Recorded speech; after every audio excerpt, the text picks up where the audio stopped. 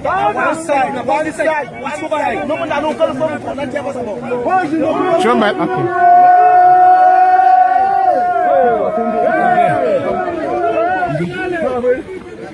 Well, John. Never get a go.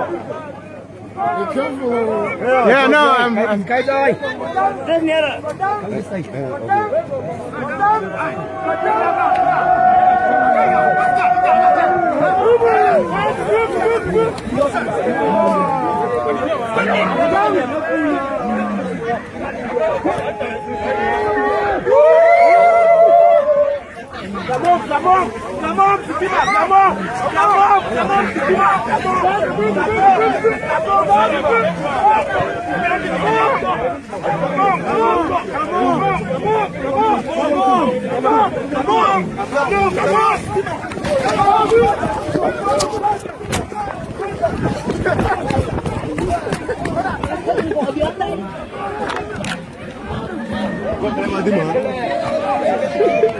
Wait. Wait.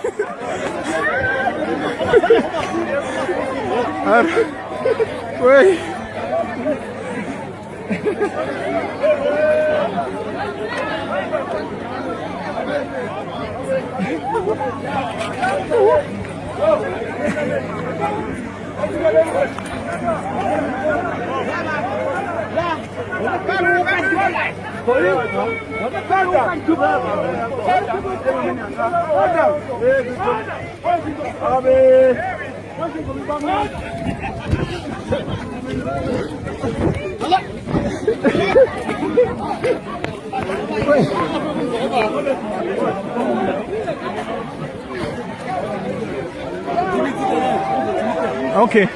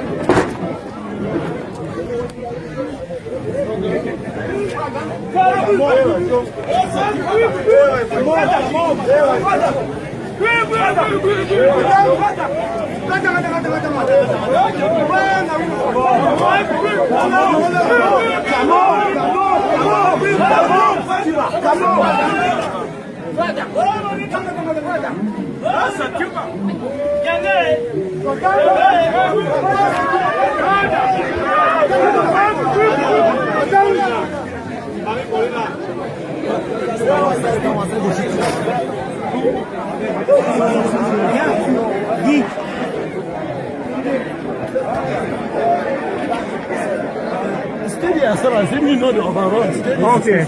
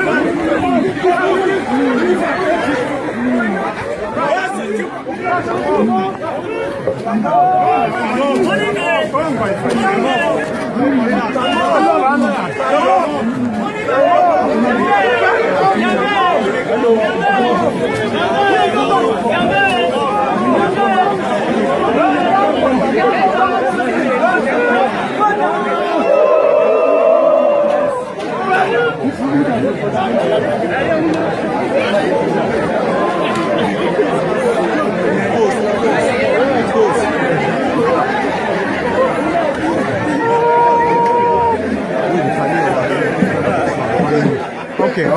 All right.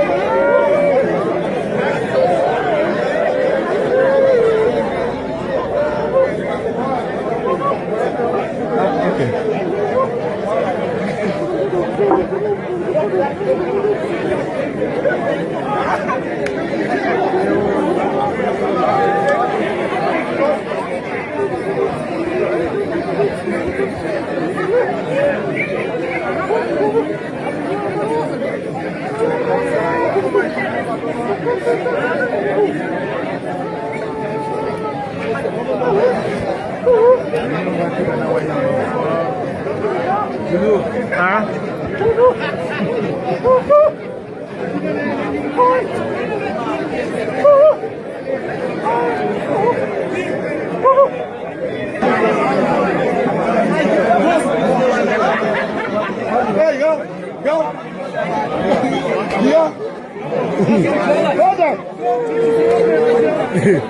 Further.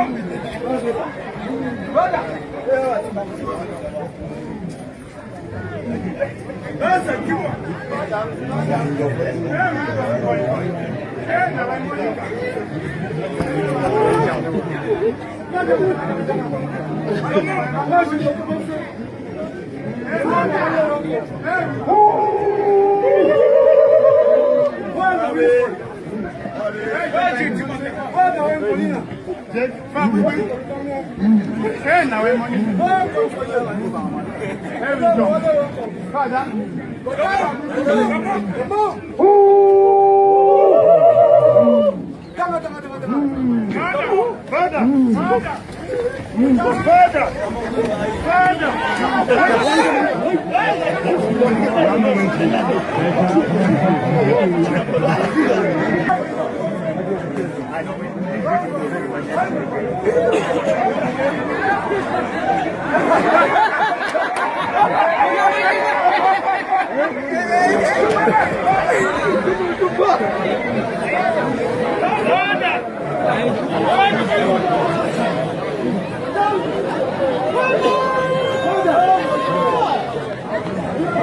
So.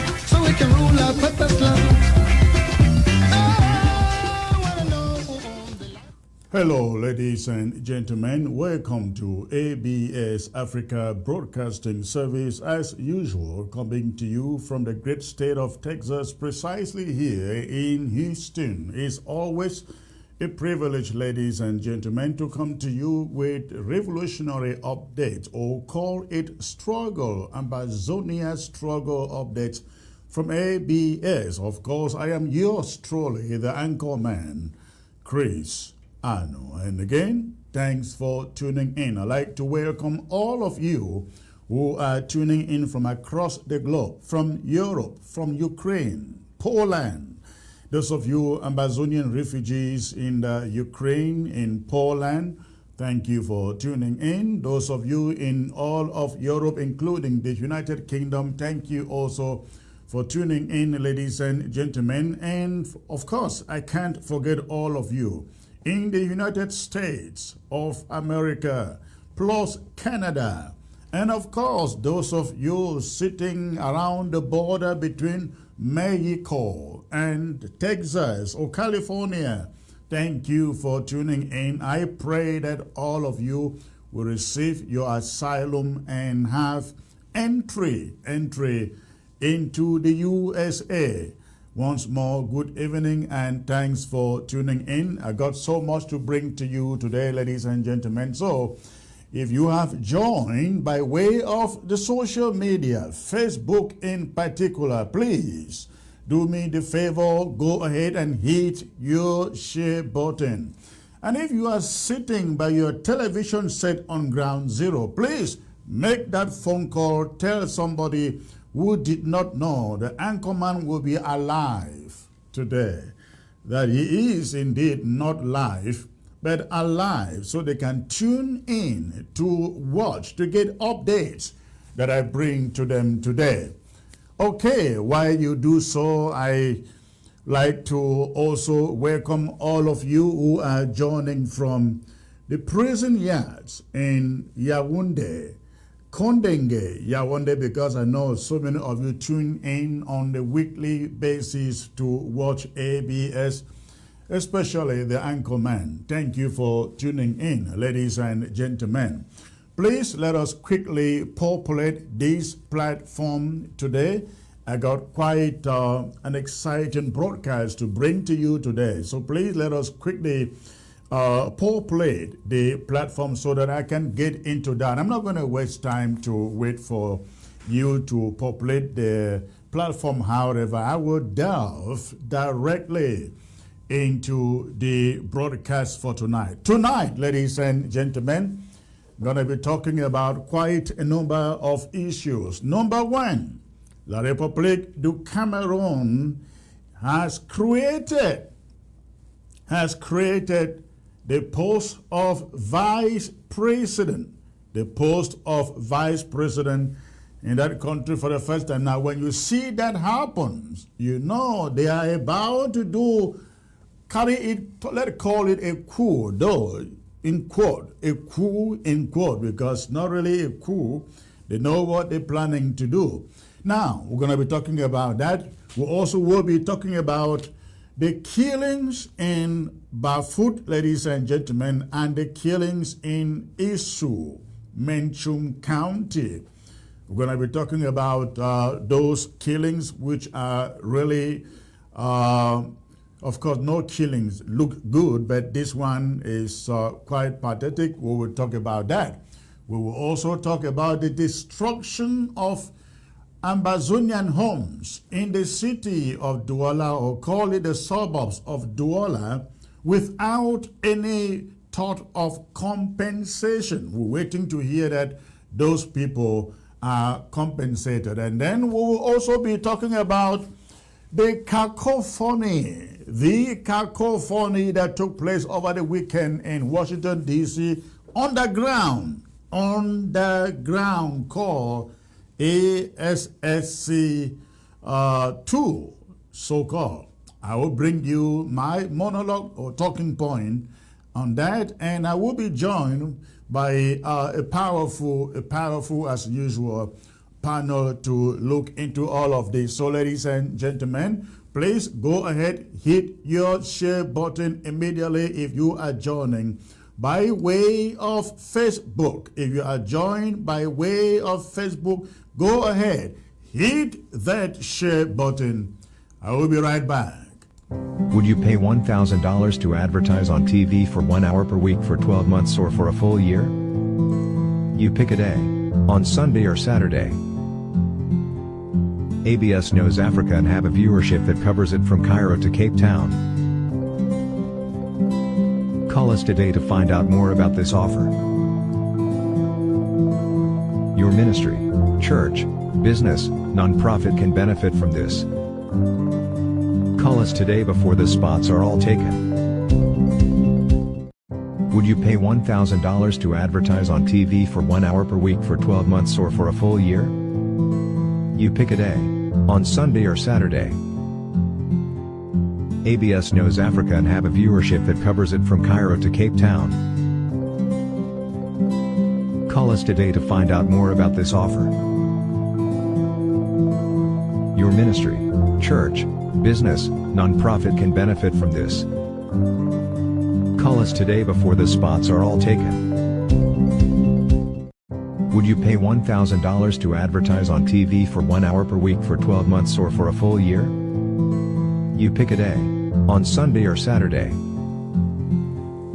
ABS knows Africa and have a viewership that covers it from Cairo to Cape Town. Call us today to find out more about this offer.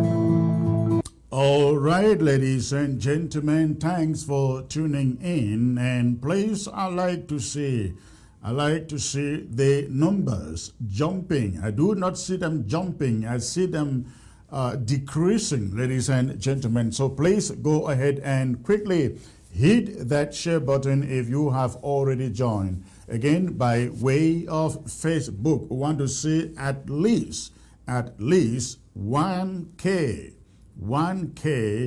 on this screen today. So please do me that favor. If you are already joined, go ahead, let everybody out there send it to your your WhatsApp groups.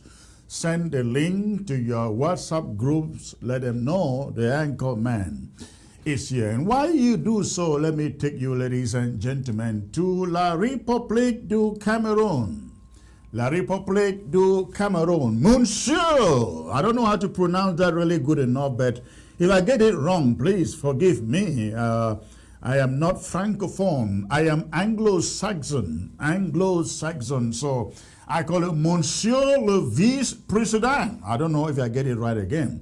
But that is Monsieur Ngo, ladies and gentlemen, being projected as the incoming Vice President of the Republic of Cameroon. La République du Cameroon, we call it in English. Now, this is a little bit awkward and, of course, strange.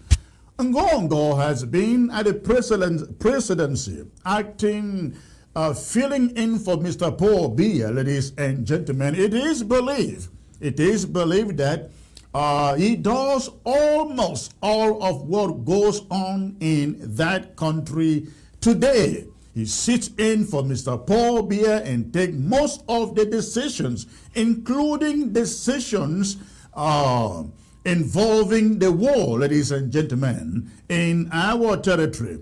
Monsieur Ngo is the one who is ruling La République du Cameroon at the moment. And now we are being told he is being projected by a very reputable news media, Jeune Afrique, to be Cameroon's first vice president.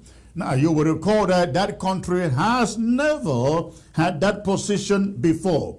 It is now being created, and Ngo is now being projected as the one, ladies and gentlemen, as the one to become the vice president of Cameroon. It is interesting. Now, when they sat there, created their, put together their grand national dialogue and discussed the reforms that were to take place, of course, the position of the vice president wasn't part of the discussion. This is only coming up now, ladies and gentlemen. Now, in the past months or years, we've been hearing about, what is his son? What is his name? Bia's son, Frank Biya becoming president after his father. Now, we see the post of vice president being created, and Ngo is being projected to becoming the vice president. The question that everyone asks is, what are they trying to do? What are they? What is La République du Cameroun trying to do? Are they trying to transfer leadership? Are they trying to transfer leadership so that Frank Biya becomes president and Ngo remains his vice? Or are they trying to make Ngo vice president in the interim so that when Biya is gone, Ngo becomes president? These are some of the questions that need answers, because it doesn't make sense that in a country where there is a succession provision in the constitution, they jump to creating the position of a vice president. When you have parliament, you have the senate, you have the prime minister, ladies and gentlemen.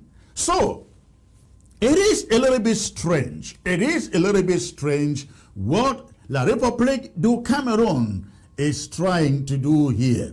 Now, is it really important to us? Somebody will say no. I will not say no, ladies and gentlemen, because whatever happens in La République du Cameroun at this moment affects our struggle. So do not say, oh, it doesn't really matter, ignore it, it concerns them, doesn't concern us. No, we cannot say so. We cannot say so. Whatever happens in that country now, ladies and gentlemen, affects the course, the direction of our struggle. I have always known, this is the way I look at it, I have always known, ladies and gentlemen, that the moment Mr. Biya is gone, the moment Biya is no more, the moment Biya is no more, any new leader who takes over from him in that country would want at all costs, not to continue with this war. He would want to negotiate, of course, not negotiate a free and independent Amazonia, no. He would want to negotiate their kind of federation, living together, they call it, ladies and gentlemen, with us. So, let me say this. Listen to me. A change of leadership in La République du Cameroun doesn't favor our struggle at all. Because for as long as Biya stays there, he is a gift that keeps on giving to us. Why? The international community doesn't want to see him, even though they don't want to sanction him. They don't want to do to him what they are doing to Putin, to Putin in Russia. But they don't like him. They would prefer him to go. They believe if somebody else comes in, the person would want to sit down with Anglophones, as they call it, make some peace, negotiate with them for some federalism or federal structure. So, any change in La République du Cameroun, no matter who takes over, isn't a good change for us, for the struggle, Amazonian struggle, ladies and gentlemen. No, it will not be. So I am not praying that Mr. Biya should leave. I pray he stays there and if possible dies there. Let him die there. So this is why it is important for us to discuss any change, any political change taking place in La République du Cameroun.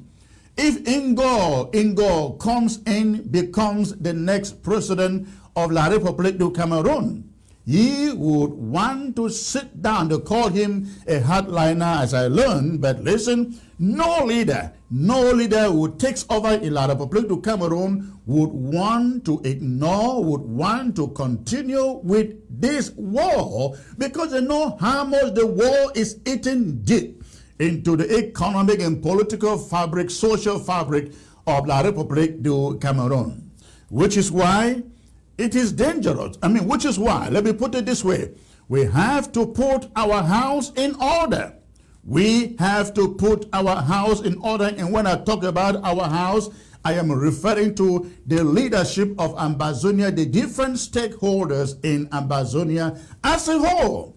Because if Mr. Biya is gone and they bring in somebody else, ladies and gentlemen, that person would want to sit down and negotiate, and we must negotiate with one voice, nothing else but a free and independent Ambazonia. Again, listen to me carefully. Whoever takes over in La République du Cameroon would want to sit down and negotiate with Ambazonians.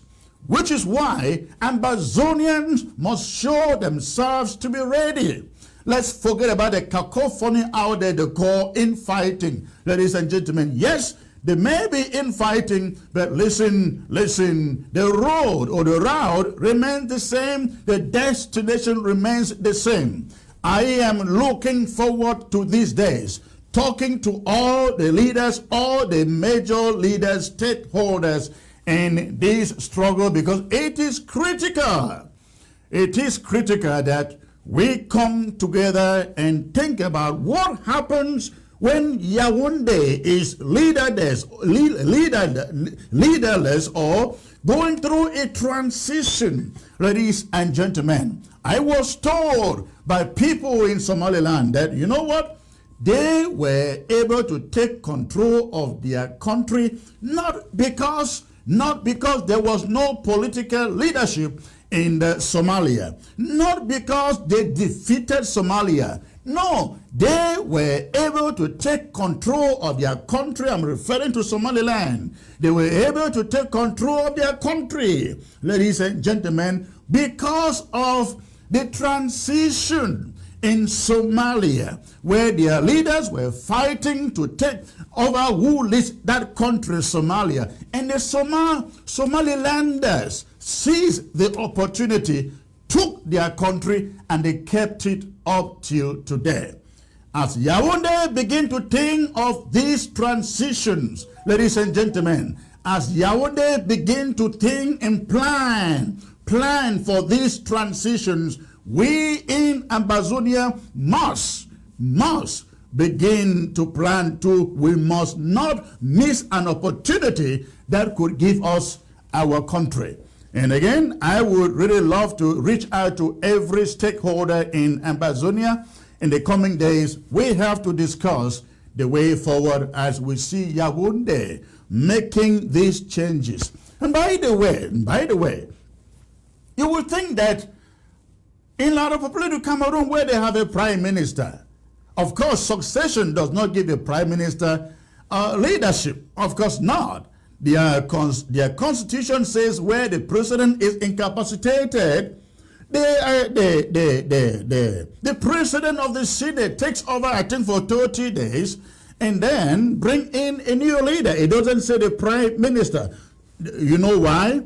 Because they have always given the post of the prime minister to Ambazonian. So their constitution is carefully crafted to the effect that an Ambazonian, Southern Cameroonian, should never lead that country. Should never lead that country. They are scared of any Ambazonian, even the hand clappers that they have among them, like Paul Tassom, Dion Gute, Paul Atanganji, all the Pauls, Paul Elong, and so on. They are scared of them, even though they are toothless bulldogs amongst them, ladies and gentlemen. They will never allow an Anglo-Saxon personality within their fold, prime minister in that matter to become president in that country. Let me tell you something. I've heard some people said to me in the past, Secretary Chris, I think if they give us federation, let's take it. That's what some people told me. They said, Secretary Chris, I think should they give us federation? Or we should go there, negotiate for federation. So that if they give us federation, if they agree for federation, we can then take it, and then in another 5 years, we'll build up our army and cut off from them. Ladies and gentlemen, La République du Cameroon will never sign any federation that gives the northern zone and the southern zone full autonomy over its territory and resources, because they are scared of you. They know that they give you that federation. The governor up in the northern zone will be building an army. The governor up in the southern zone will be building an army. In fact, the governors will not even be, ladies and gentlemen, they may not even be Amazonians. If they give this, if they give us federation, the governors will not even be Amazonians. They will be Francophones. You know, the policy of integration. You remember bilingualism?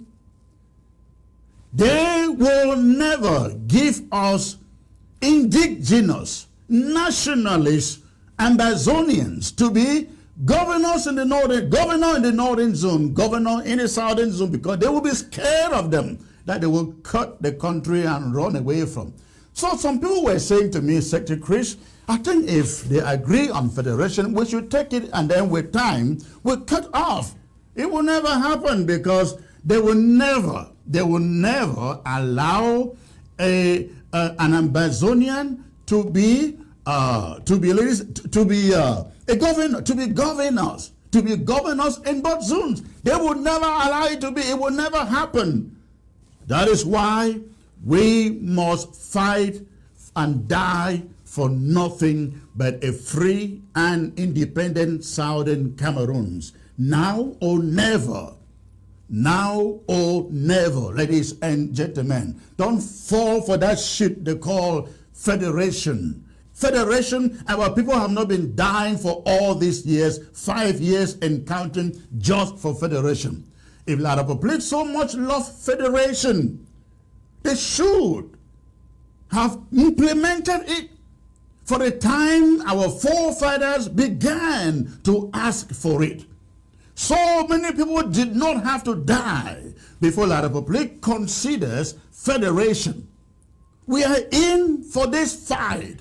We are paying the price of this war, not to go back and live together with La République du Cameroon in the so-called federation. We are in this war, losing our families, losing our heritage, losing everything that we've planted or sown over the years for nothing but a free and independent Amazonia. Ladies and gentlemen, any other route leads you back into the hands of La République du Cameroon. That's what we're fighting for. And so that is it. That's what is happening in La République du Cameroon. They are tapping Monsieur Ngo to become vice president of that country. Again, let your eyes be open out there. Let your eyes be open out there. What they are planning, we will very soon discover it. Now let me take you to another subject, ladies and gentlemen. This time, a very, very sad one. A very, very sad subject. Now, there was, let me bring you some images here coming from Bafut. The images here coming from Bafut, ladies and gentlemen, talking about the killing of a young man in his 30s, an enterprising young man, business guy, in his 30s in Bafut over the weekend. Now, this young man by the names of Longchi Sama Claude was killed over the weekend in Bafut. And this is what I have learned. This is what I have learned about his killing. This is what I have learned about his killing. I have learned that the victim, again, 35 years old, struggling father of 2 kids, a young son of Bali, who lived in Bamenda, was taken from Bamenda into Bafut at about 6 a.m. Breaking Sunday morning. That was yesterday. He was taken in his own car, a white Jeep, by unidentified gunmen. We are told he was murdered in cool blood in a little village called Agiati in Bafut. After killing him, ladies and gentlemen, after killing him, they took his car, the Jeep, from Agiati down to another village called Manka, an area under the control of General Tiger. Now, the family is said to have gone to the Colonial Brigade in Agiati. Ladies and gentlemen, the family went to the Colonial Brigade in Agiati, that is in Bafut, to seek permission to take the corpse away for burial. Eyewitnesses have reported that the murder of Claude was carried out by some rooks claiming to be Ambazonia restoration fighters. The white Jeep belonging to Claude was later found speeding through Manka in Bafut upwards towards Mambo. General Tiger is called upon to investigate this incident. It is important because it occurred within his area of control. This happened within General Tiger's area of control, and this is known to be happening a lot in Bafut. We totally condemn this interim government, totally condemns these kinds of acts that paint diligent and genuine restoration fighters as criminals. Harassment of our population, of our civilians, kidnappings and ransom taking, they have nothing to do with our war for independence. No mercy, and I mean no mercy, will be shown on criminals who carry out such acts when caught. The criminals who killed this young father of 2, leaving these 2 beautiful children behind, fatherless, ladies and gentlemen, fatherless. The criminals who carried out this act, they will be caught. They will be caught. The criminals who killed this young father, they must be apprehended. And we are asking the population of Bamenda and Bafut to contact us with any information. Contact us with any information that they may have. Any information you may have. Please contact us with any information that you may have concerning the killing of this young man. It is very, very sad that a young man in his early 30s, ladies and gentlemen, will fall victim to such acts by rooks calling themselves restoration fighters. No restoration fighter, ladies and gentlemen, does this, because this is not part of the struggle for our independence. It is not, and we will not tolerate it. We will not tolerate it. I am now joined by the brother of this young man who lost his life only yesterday, and his jeep was confiscated. Let us hear from him. Hello, sir. Hello. Hello. Yes, good afternoon. Good afternoon. Again, this is Secretary Chris. You are live with me. Can you just paint to us what you know about the killing of your brother? I know this is a hard thing for you to do, considering that this happened just yesterday. But can you tell us what you have learned, what you have heard, where precisely he was picked up in Bamenda, taken to Bafut Place? Yes, so I have gotten multiple reports about what actually happened. Okay. With nobody actually giving an exact account. But what I heard from the first account, he was kidnapped from his house. Oh, he was kidnapped from his house. One account says. Yes. Another account says he was at a bar. He was having some refreshments with his friends at the bar when gunmen suddenly arrived and started taking money from people and asked who has. Actually, they spotted his car out and they said, "Who has the car?" And he said it's his car. So they took him with the car and drove him to Bafut and killed him there. That's the second report I got. Now, you are the blood brother, the same father, Yes. the same mother Yes. with him. Yes. Have you Yes, spoken my to the brother. wife? Yes. And what version of the story does the wife confirm? Was he picked up from home or picked up at the bar? The last time she spoke to him was when he got off from work, when he was leaving work and going to the house. So she's not actually sure because they spoke. She's in Bamenda, so she spoke on the phone with him.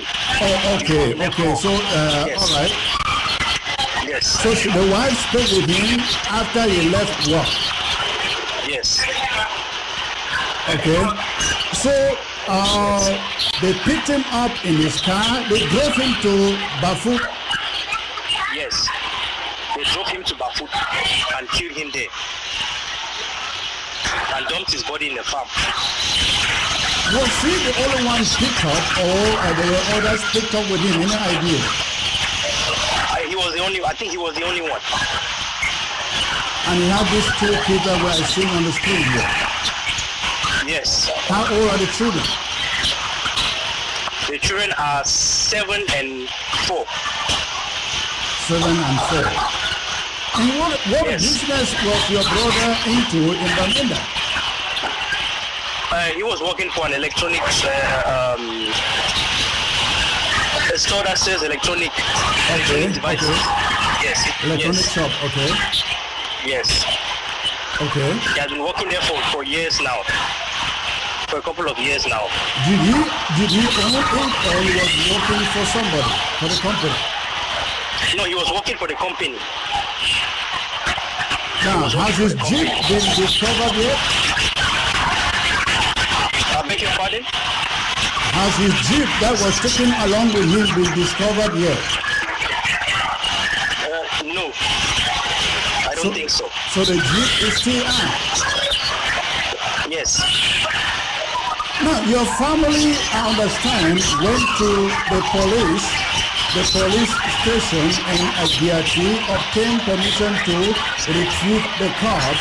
Did the police say anything like as to what they think happened? No, I haven't gotten any information as for that. All I right. have not gotten any information, yes.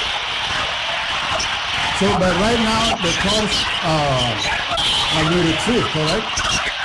Yes, the cops has been retrieved. Okay. Any gist at all as to who did this? What are you hearing? From all reports, they say it was done by Amber Boys. From all reports. Okay. For most reports, they said it was done by Amber Boys, yes. They are the ones responsible for this. Any idea if any money was collected from him? No.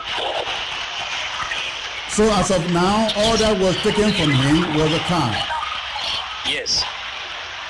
How was he killed? Was it by gunshot or beating, torture, Yes. or what do you know? He was not tortured. He was one gunshot to his head. This was a murder. He was murdered in cold blood. Right, I have seen that photograph, and ladies and gentlemen, that image is so bad for me to even put it on the screen here. So he was murdered by one gunshot on his head. Yes. All right, thank you for this information. Please keep me updated when you find out what happened to him, especially if you recover the jeep. If there is any new information, and again, please accept our condolences. We can assure you that this interim government, we will do everything that we can.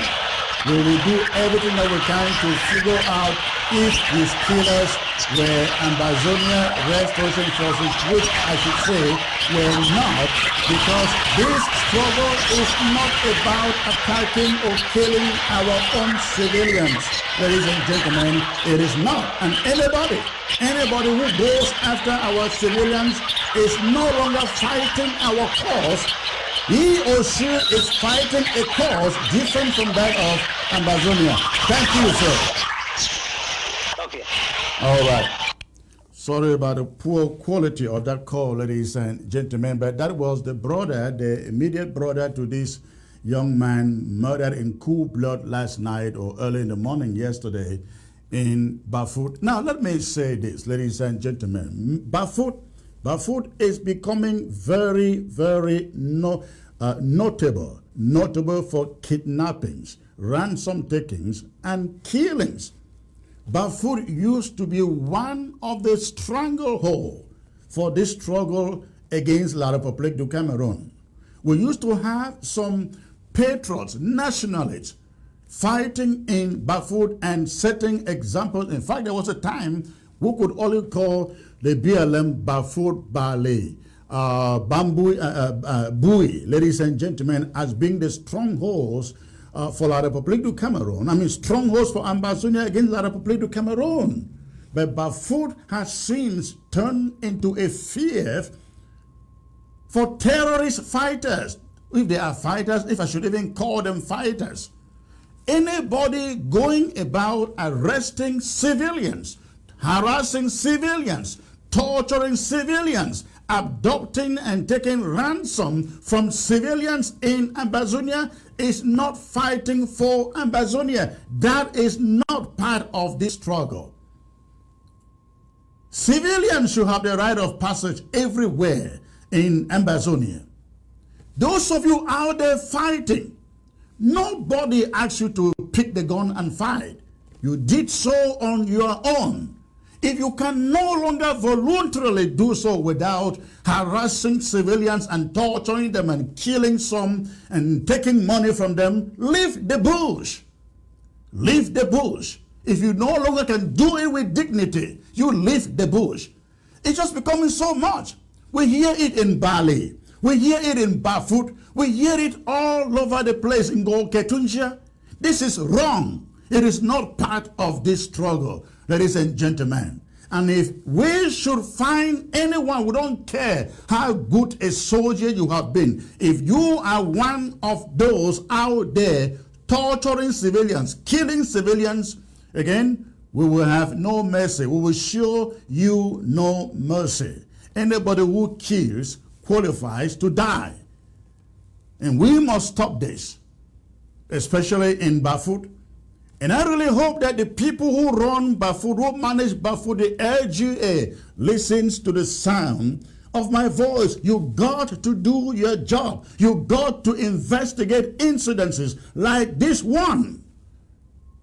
We cannot have our people killed in the hands of people who say they are defending Ambazonia. Civilians in that matter. This has to stop.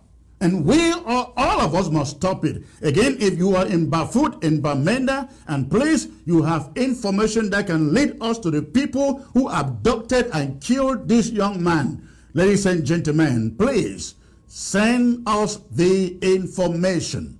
Send us the information and we will take care of it. Now I move from that to another very, very sad incident. I'm talking here about the mother last Wednesday of the phone of issue. The mother last Wednesday of the phone of issue. Ladies and gentlemen, another sad mother. Another sad mother. We understand that the phone of issue was returning from a journey. I've forgotten where they said he was coming from. He was going back home in an entourage, including 2 of his wives. And he was attacked, they said, by unknown gunmen. He was attacked and killed. And one of the wives was also killed. They said by unknown, unidentified gunmen. However, ladies and gentlemen, the popular narrative out there says the phone of issue was shot to death, killed by Fulanese gun-touting supporters or residents of that community. The reason for which they killed the phone of issue, we are told, is because the phone of issue would not stop or apprehend Ambazonia restoration fighters. This is the narrative that we are beginning to get out there. I cannot independently confirm it, but that is the popular narrative that we are receiving out there, ladies and gentlemen. The phone of issue, it is important to note, was among the few phones.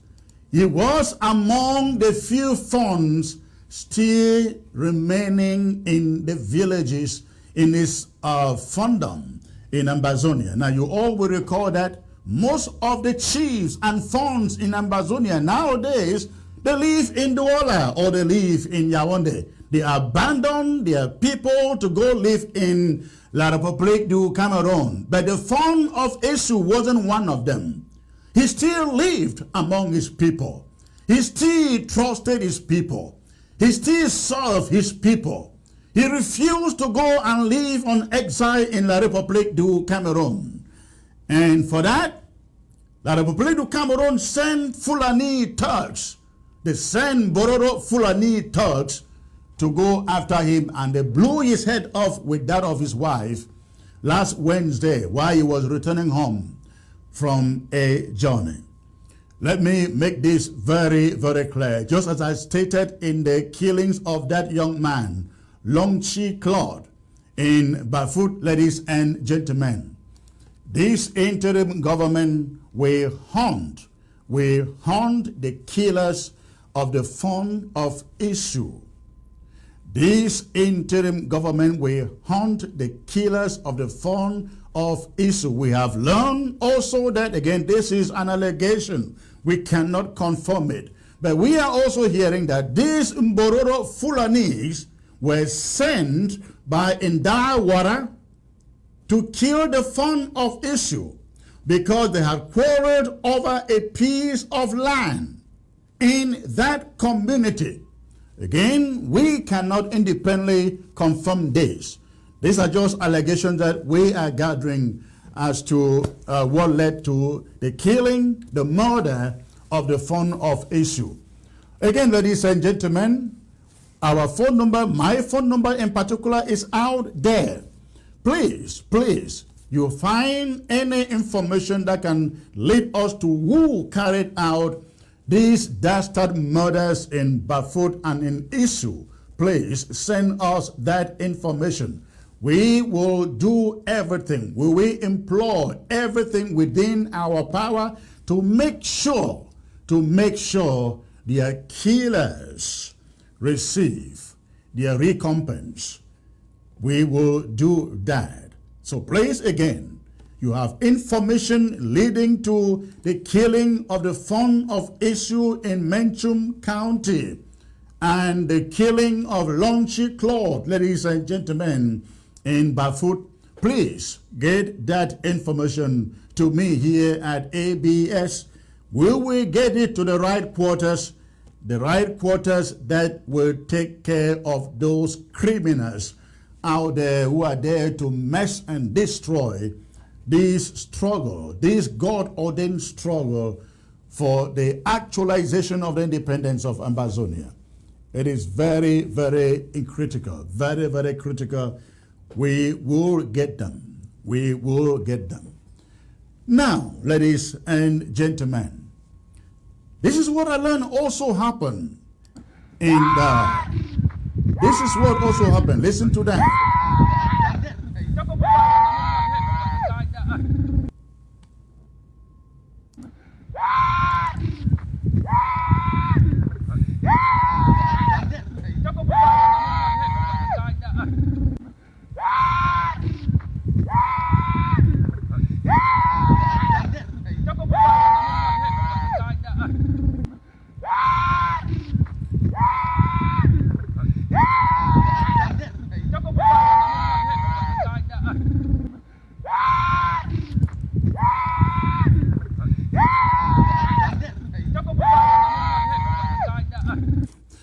We have also learned, ladies and gentlemen, this is what also happened in Isu.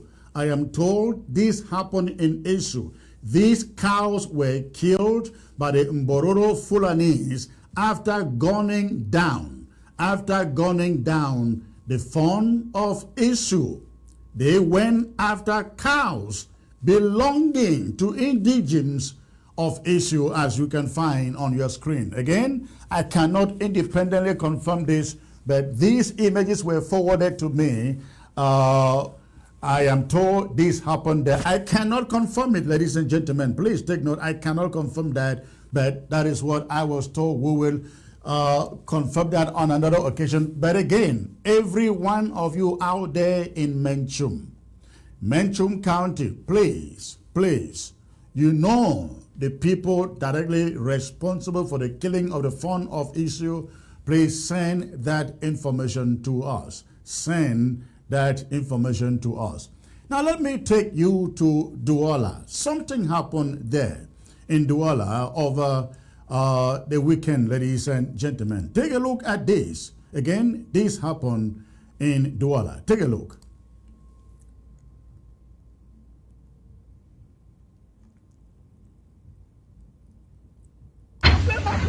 At first sight, one might think this is an area yet to be developed, but no, this is a locality in the economic capital city of Cameroon, Douala, which has been wrecked to soil level. We are at Essenge village in the Douala 1 subdivision, littoral region of the country, where over 2,800 families, individuals, children and animals have been left frustrated and homeless as they watch their houses, hospitals, schools, churches and mosques destroyed after so many years of their investments in this locality. It was unfortunately, the schools, the hospital, in fact all what we had, the churches, everything, they put everything without giving a pin, and do that up to now. We don't even know, look at the whole, when mothers are crying, children are crying, everybody's crying, nobody even knows where it's going. I just thought I'm not going to place on Facebook. I was picking them. I don't be for here for 20 years. I feel all the places where I use my money. I buy ground for fee, the lumber. They don't come broke with now. How they don't, you see how they so where they don't broke. We sleep now on top of the plank the way they don't broke. For more than 55 years. And all my children are going back to them here. And at the moment most of them school. The money that comes here, at the moment I have. You don't go carry church to do. They don't scatter my house, so see my thing them. I don't even know where I go go. Look my picking them. Since Saturday, they don't scatter me, so I go outside. I go outside with my picking them. My picking them this. Since Saturday, we chop no nothing. Bread. We live on bread. According to the victims, this village had been sold to elements of the seaport and were taken unaware without any compensation or relief material. Nowhere, there's problem. Some of the refugees have come to many here. I'm lodging them in my house. They look at me now outside. Where am I going to keep them? Is that how we're going to be treated in Cameroon? Is that how we're going to be treated as orphans? I get my woman, they get three. I get my woman to my two picking them. I have no place for assistance as we go. So I don't know. Till they said they will give as a transport fare. Not, you know, make the show now the whole quarter. And that the whole quarter for bush. The whole quarter they for down. The whole quarter. No man, no get place to go. So no. It is important to note that some individuals and families have spent the night outside for over 5 days now, while raising hopes high on where to go for shelter. This is true with mercy, not as if we are animals. They said they will give as a transport fare. Not, you know, make the show now the whole quarter. And that the whole quarter for bush. The whole quarter they for down. The whole quarter. No man, no get place to go. So no. It is important to note that some individuals and families have spent the night outside for over 5 days now, while raising hopes high on where to go for shelter. This is true with mercy, not as if we are animals. All right, ladies and gentlemen, again, that happened in Douala, in the southern Cameroon's neighborhood in Douala. These people were surprised. They got up in the morning and before they knew it, caterpillars were brought into the neighborhood and their houses razed down by a government that cares less about where her people live. Now, this was an exclusive neighborhood for Ambazonians, southern Cameroonians, as you could hear from them saying, we have so many refugees. They call it internally displaced, but we call them refugees if you are Ambazonian and you live in La Republique de Cameroon, you are not internally displaced, you are a refugee because you live in some other person's country. It is not your country. You are a refugee in Douala, in Yaoundé, in Garoua, in Bafoussam, Bunda, all those surrounding towns and cities in La Republique du Cameroon. La Republique du Cameroon came there, descended upon that neighborhood. We are told 2,800 families, ladies and gentlemen, living in that neighborhood. Their houses were torn down without any compensation. And some of them have lived there for years. That is all that they have. No compensation. As I speak, we do not know where they are. We do not know what has happened to them with their children. No idea. Yet, this is a country that would want everybody to believe everybody is a citizen. I don't know what would have happened if the majority of the people living in this neighborhood were Francophones Cameroonians. I don't know what would have happened to them. I have no doubt they would have been compensated before turning down their homes. But because they speak English, because they come from Ambazonia, in fact, don't be surprised, those homes were pulled down, that neighborhood was pulled down because Francophones, their hierarchy may be saying, this neighborhood is harboring terrorists from Ambazonia. Let's go and pull it down. Let's go and I wouldn't be surprised at all if that was the case, if that was one of the reasons for which that neighborhood was torn down. But that's what they did. In those families, 2,800 of them, as I speak, wherever they live, we do not know. But that is a country they want us to live with them. They want everybody to believe that Southern Cameroonians are an integral part of the country. Whereas from treatment like this, we know Ambazonians, Southern Cameroonians, as second-class citizens in a country that they want to believe, they want to be told it's theirs. I hope that in the days ahead, the people who have been ejected from this neighborhood in Douala, the 2,800 of them, will be called and right compensation awarded them so that they can find a place for their families to call home once more. I hope that happens, and that is what a responsible government will do. Ladies and gentlemen, having said that, I will now take you to my monologue for today. I will take you to the monologue for today. And my monologue has to do with what took place in Washington, D.C. Washington, D.C. at the weekend. At the weekend, a meeting took place in Washington, D.C. that was summoned, ladies and gentlemen, by the impeached president. The impeached president, Dr. Samuel Ikomesako. And he tried calling it ASSC, ASSC 2. I believe in your eyes, of course, there is no way it can be compared to the ASSC that took place in Germany. And you will know why in this monologue. Fellow Ambazonians, starting Thursday through weekend, I got the wrong monologue here, ladies and gentlemen. I got the wrong monologue here, I believe.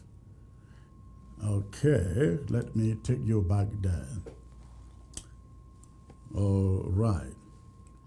So, ladies and gentlemen, it was nothing close to what we knew, to what we know of the ASSC in Germany. It wasn't anywhere close. Starting Thursday through the weekend, Dr. Samuel Ikomesako gathered a handful of Ambazonians to an underground location in the state of Maryland, in what he called ASSC 2. It was the type of gathering you would describe as the biblical 203. 203 gathered together. Attendance and representation paled, literally paled, in the eyes of what ASSC should be and what the ASSC of 2019 conference in Berlin, Germany, looked like. A glance at the faces present at Sako's make-believe ASSC shows it was truly a concoction. Representation was absolutely lacking. Sako would love people to believe that Ambazonia was equitably represented there. That wasn't the case. No local governments, about 4 counties out of 13, sat in there. The ANSC had a few of their members in there too, and that was it. Compare this to ASSC Berlin in terms of attendance and representation. Sako's gathering becomes a complete mockery of what Ambazonia is. Throughout the conference, the faces that we saw in photo orbs were faces of people who surround Sako for the reason of their position in his impeach and remove government. And don't forget, what binds them together isn't really Ambazonia business. It is cryptocurrency and online affiliate businesses. But let me say this. Nobody, no Ambazonian was expecting Sako to put together a meeting that is truly representative of Ambazonia. The reason being that he has been vomited out by the people of Ambazonia, represented by the Restoration Council. Sako has no more powers to someone or for anything or anybody or any group in the name of President of Ambazonia. Ambazonians keep on reminding him that he is no longer considered leader of the interim government and the Ambazonian struggle, which explains the reason why he can no longer gather all of Ambazonia. It explains why his meetings were held in secret. But it also explains why Sako can no longer speak on behalf of Ambazonia. This is to say that everything that came out of Sako's ASSC, Maryland, should be discarded, considered inconsequential, irrelevant, a non-starter, dead on arrival, null and void. Ambazonians are looking forward to the real ASSC conference.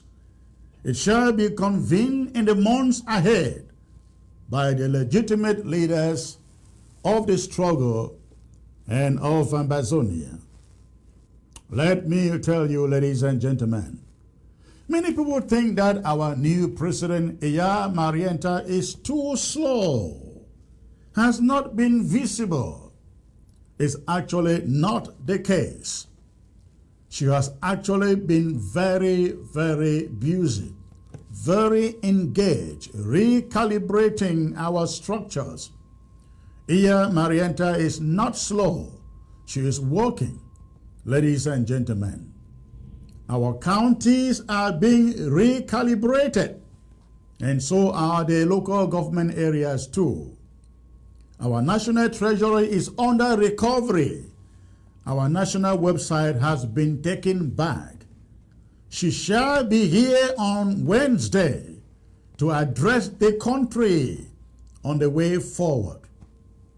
After she's put the house back together, we shall then start looking forward to a proper ASSC, well constituted and representative of all of Ambazonia's structures.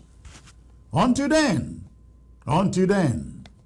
consider what you saw in Maryland over the weekend, a child's play. And that is my talking points, ladies and gentlemen. I am now joined by Dr. Anthony Epa, the one powerful man in our Restoration Council. Dr. Epa, it's a privilege to have you once more, sir. Good afternoon. Thank you, Secretary Chris. I'm happy to be in your show, and I want to thank the Ambazonian people and the restoration forces, the genuine restoration forces who are fighting for this war, and all the refugees in Nigeria, all over the world. I salute all of you. Hold fast. We shall get there and get our country back. Thank you very much. All right. We are also being joined, ladies and gentlemen, by Bishop John. Bishop John, can you bend your camera a little bit, please? Bend it. Wonderful. Awesome. Again, we are being joined also by Bishop John. Bishop John, has been a while. Good to see you again, sir. All the televiewers and everybody, Ambazonians, in Ground Zero, Ground One, and all over the world, I greet you all. Wonderful. All right. Dr. Epa, I will start with you, and I will start with this conference, so-called conference in Washington, D.C., where Dr. Sako essentially was mimicking a conference, trying by all means very, very hard to get Ambazonians to believe he is still in charge, he is still the leader, he is still the president.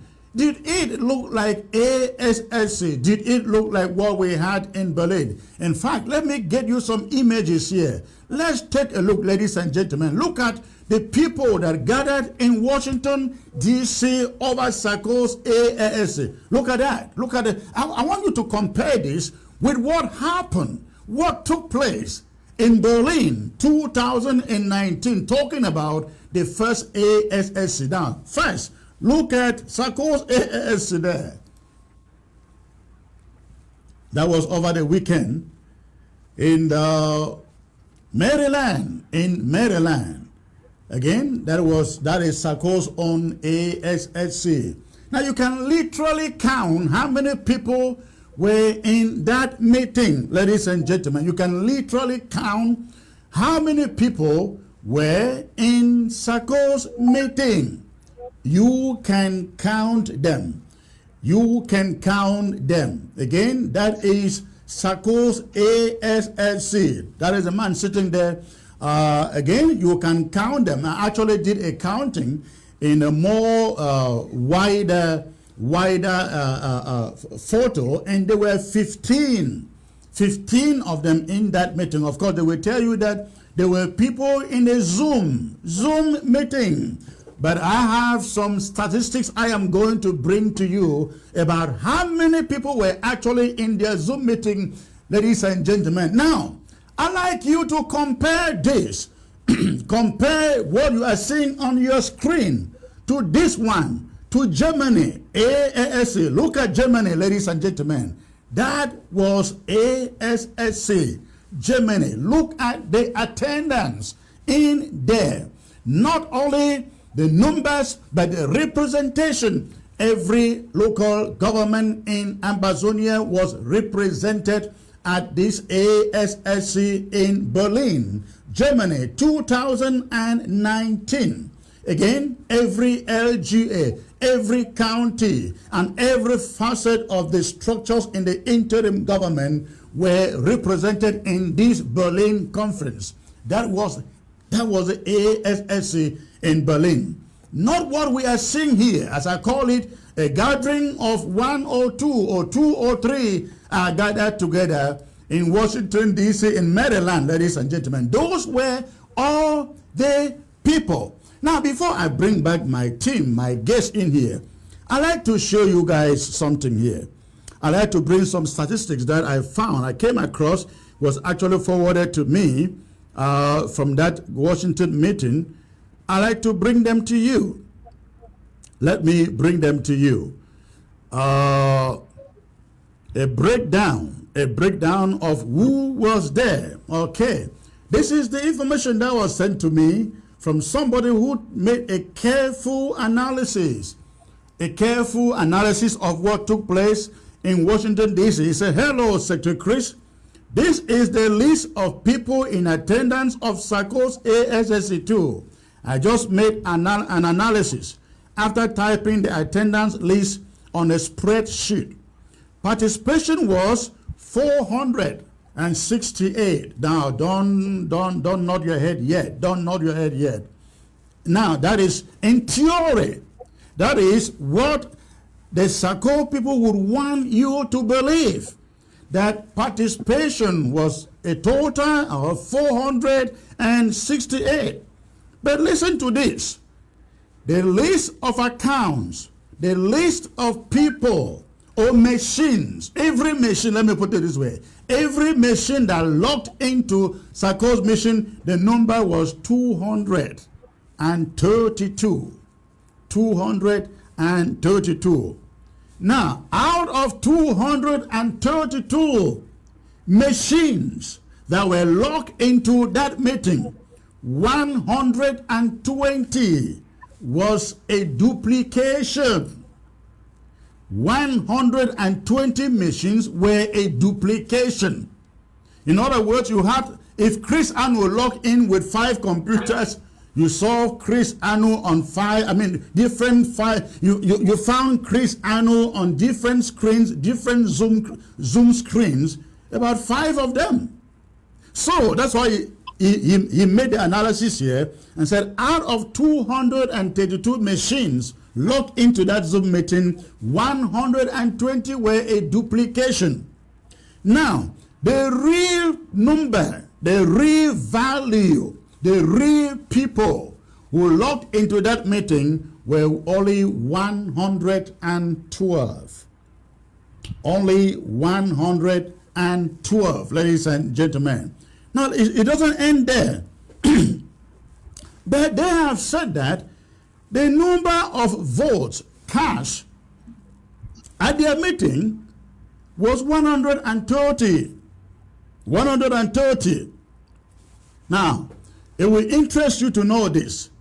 Out of the 468 total people said to be at that meeting, 336 were robots. 336 were robots. Robots, ladies and gentlemen. Now, robots here would mean those other machines. Those other machines locked in to represent individuals. Now, so it says estimated participation was only, or average participation was only 94. A total of 94. 94. And out of 94, 62 of them came from one county, Mogamo. Do you get that? So when I say there was no representation, ladies and gentlemen, Sako cannot call that an ASSC. It was a little cabal of himself and his cryptocurrency ring coming together to make sure that their business interest is taken care of. Dr. Epa, please, let me take you back to that conference. I'd like you to tell Ambazonians, please, you have seen the images coming from Berlin. You've seen the images coming from Berlin. And you saw what happened at the weekend. Can you please tell Ambazonians if indeed that was an ASSC meeting taking place in Maryland? Secretary Chris, thank you for that question. Very important question. Can you hear me well? I can hear you 5 on 5. Correct. First, I want to say that Chenyo Achebe, in his novel Things Fall Apart, which I read more than 40 years ago, said, a drowning man can cling even to a serpent.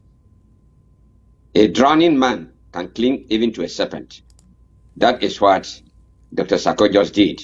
And that is what he has been doing since he was impeached and removed from his position as the president of Ambazonia. You cannot even compare what we have seen, the pictures of the Berlin conference and the ASC 1 and the ASSC that is purported to be in Washington, D.C. You cannot compare those two. In fact, even if he had a good majority of the people, let's say the 468, it is still dubious because no one respects that. He has no authority, no standing as a president to organize any conference, and people were not even supposed to attend. All those people who attended, as you have rightly said, are business partners who are there to make sure that they deceive gullible Ambazonians. In fact, I don't care whether they were even 1,000 people there. It's still fake. Lies are lies. Truth is truth. And truth always prevails. In fact, when you look, let's say that it was, there were 468 as they claim to have. And their and 130 people voted for the Restoration Council, new Restoration Council, to be formed. According to them, they don't want permanent Restoration Council members like Honorable Chairman Kometa, and that they do not want members from country and regional coordinators also. Those are the members who elected him for him to be the president. And if he has to send, if he feel that he can just by a finger of hand send them away, they are swimming in a pool of blissful ignorance. And I want to say one more thing. Let's hope that there were 600 or 468. And if 100 people voted, then how many did not vote? Can we take that selection? They did not even say those who did not vote and those who abstained. You will see that, they are not even researchers. Researchers will not even come out and do that. When you are doing research and then you are doing a survey, you have to be very careful of the type of questions you ask for that survey. And when I see that type of thing, I throw it with a finger of hand, because I don't look at it. I see that's good statistics. Again, there's no leadership. I see how you are saying about people being leaders. Of course, we can call people leaders, but what about leadership? We have transactional leaders, and transactional leaders can be divided into 3 or 4 types of transactional leaders. I used to feel that Dr. Sako was somewhat transformational leader, but I've come to believe that he's not a transformational leader. A transformational leader will not decide to dupe people in that form of a fake conference. Thank you very much. All right, Bishop John, let me get to you. Get your take on that conference, please, Bishop John. Thank you very much, Secretary Chris. Well, I think all Ambazonians know that Dr. Sako is fighting to put a face that has been taken away from him. We all know why he's fighting very hard, because from the evidences and everything that has been put out there, he has been depending on this revolution for his daily life, and if you all of a sudden see that your food is going to be taken away from you, you have to put a fight. But my concern is those people who have used to acknowledge the evidences put out by the Restoration Council. They have not considered that as anything. I see many Ambazonians, some of them, not many, but some of them saying that they prefer to have a dictator to rule this revolution. There's a difference between a dictator who is patriotic and a dictator who is selfish. Sako is a dictator who is dictating for himself and to make money or food for himself. You have other dictators who dictate and they will do whatever it takes to make sure their country is doing well and their country is succeeding. But that's not the case. So you see, what they call the ASSC, as we see, is nothing. He all had to do this, whatever, to try to gain relevance, to fight the Restoration Council, to elect, as he said, they are going to elect a new Restoration Council, they are going to do a new Ethics Commission, all those things. He's just trying everything to fight the Restoration Council. That's all he's doing. And they are going to put out a fake group of people that are thinking that they rule Ambazonia. It's just another case of somebody who has been impeached and he doesn't want to go alone, or he doesn't want to go. Yes, we understand that some of the people that are following him, they have no choice. They feel like if they don't follow him, they are going to lose all the money they have embezzled, or they are going to be exposed. Like some of the county or LGHS or LDA leadership that took their money and invested in the Bitcoin business. They don't feel anywhere to go. They can only find a solace or safety where to start.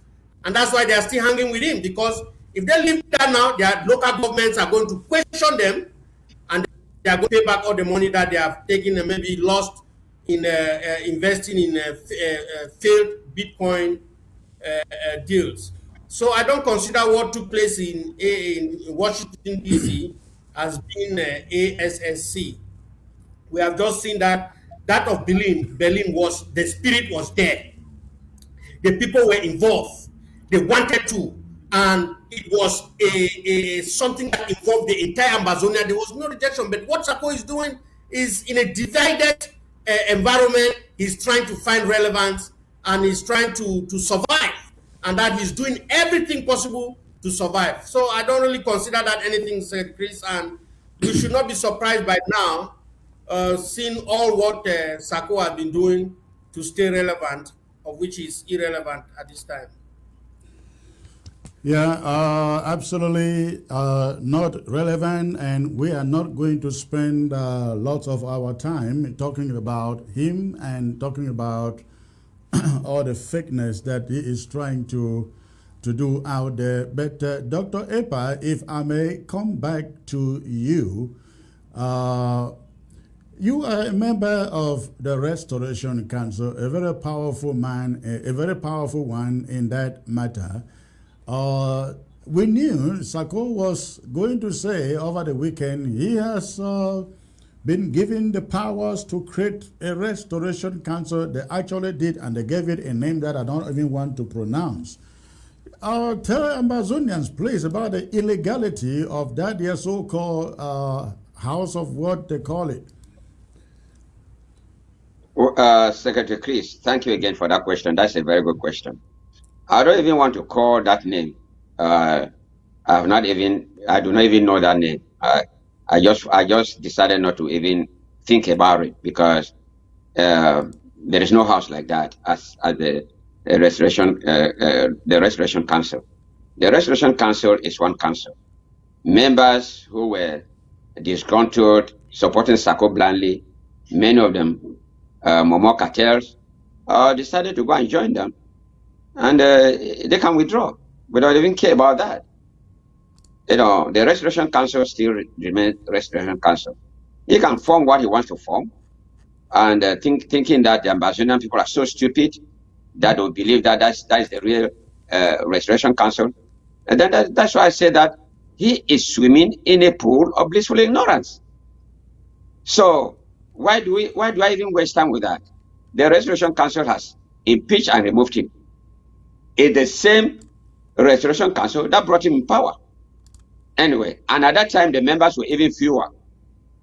All those other misguided former members of the Restoration Council, like the secretary, the former Secretary General, we have removed her. So they can go and form their own Restoration Council, and then they can go ahead with it, and then we'll see in subsequent years or months, see what is going to happen. You know, it is bedless even talking about it, because every Amazonian should know by this time the major reasons why he was impeached and removed. The first major reason or charge was that he planted spies in a committee, the Government Affairs Committee, investigating his office. And when he got the audio, he did not keep it for himself, maybe to prepare for a case when we call him, so that he could make a good case, maybe bring his attorney with him. He went and called members. He created what he called extended cabinet forum, where he included people like myself, included all the other chairmen of the local government areas and county chairs, and put them there, dumped them inside there, and even he even put some members of the Restoration Council. I was the one who, when he called me and I spoke with him, I said, Mr. President, why are you including the Restoration Council members in your cabinet meeting? Are they cabinet people? Are they executive members. He said, no, I did not know that. I said, Professor Ayim included them. I read it for him. Horrible commenter was put inside there by Professor Ayim. Dr. Lobati, Winnie Lobati was put inside there by Professor Ayim. Honorable Chris Adjoa, the vice chair of the Resolution Council, was included. I said, why do you put them in here? Are they executive members? I said, I can understand if my name is there because I'm also the chairman of Nguti local government area. I can understand that. But what dealings do these people have here? But I was shocked in that meeting when he went and played part of the audio that his vice president made under oath.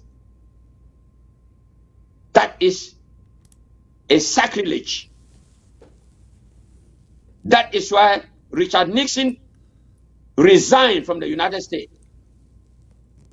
He did not even play the tape, Richard Nixon, but because it was leaked that he planted spies in the Congress. He was forced to resign. Here, an Ambazonian, a president who is living in the United States, who should know all these things, he went and played. He was trying to act fast to deceive Ambazonians that people are just against, that the Restoration Council is just against him. That is number one. Number two,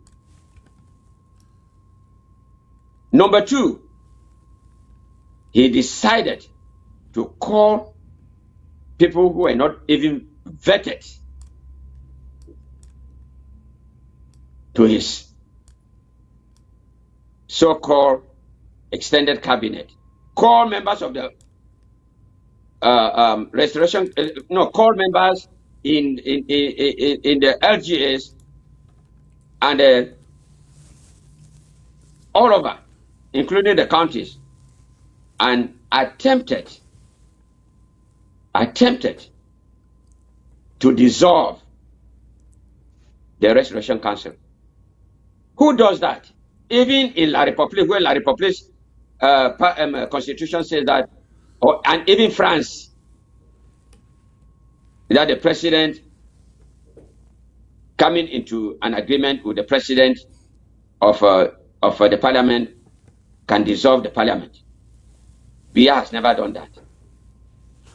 And here we have a president who will decide to dissolve the People's House, the People's Parliament. This guy has been joking. He does not know what he's doing. All right, Dr. Ipa, let's not get deep into that because I think we know the irrelevancy of what Sako has done. Let us get to the person who is in charge. I am talking about Iya Marianta. I'm talking about Iya Marianta. She is the person who is in the picture now. She is in charge at the moment. Wednesday, she will be here to formally address Ambazonians for the first time. Many people out there would think that she has been so slow, not saying anything since inauguration, but she has done quite a lot. If you listen to my monologue presentation, I said she is putting the counties and the LGAs back together. I think quite a number of LGAs have already been reconstituted.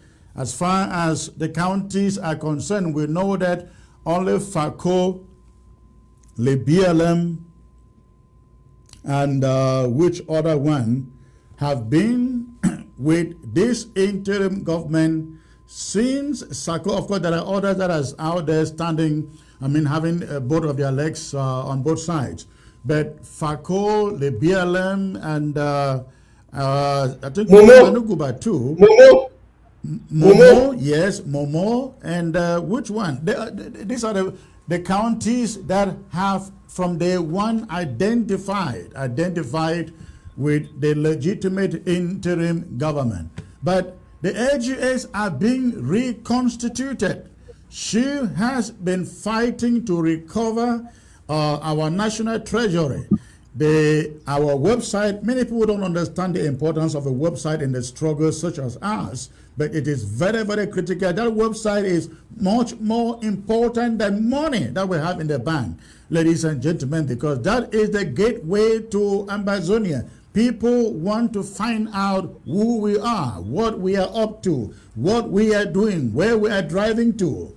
It is from that website, and we could not afford to see the image of Sako stay on that website for one more day, and Iya Marianta forehead and her picture instead of that of Sako is now on that website, and everything referencing to the leadership of the interim government is Iya Marianta's. Of course, Sako will remain quoted as former president or removed president. But I'm saying this to say, for those who think that, oh, she has been slow, she's not been visible, she's not been seen, I like people to know what she has been doing. Again, on Wednesday, she will be out to formally address Ambazonians. Let me come to you, Bishop John. There are lots of expectations out there.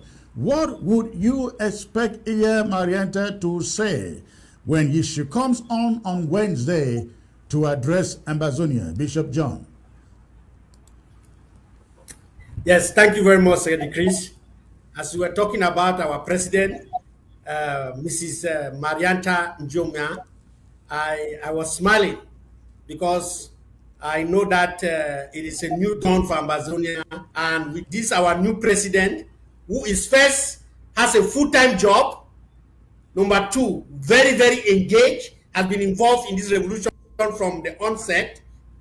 Number three, somebody who has shown very good fruit with diplomatic contacts, especially in the United Kingdom.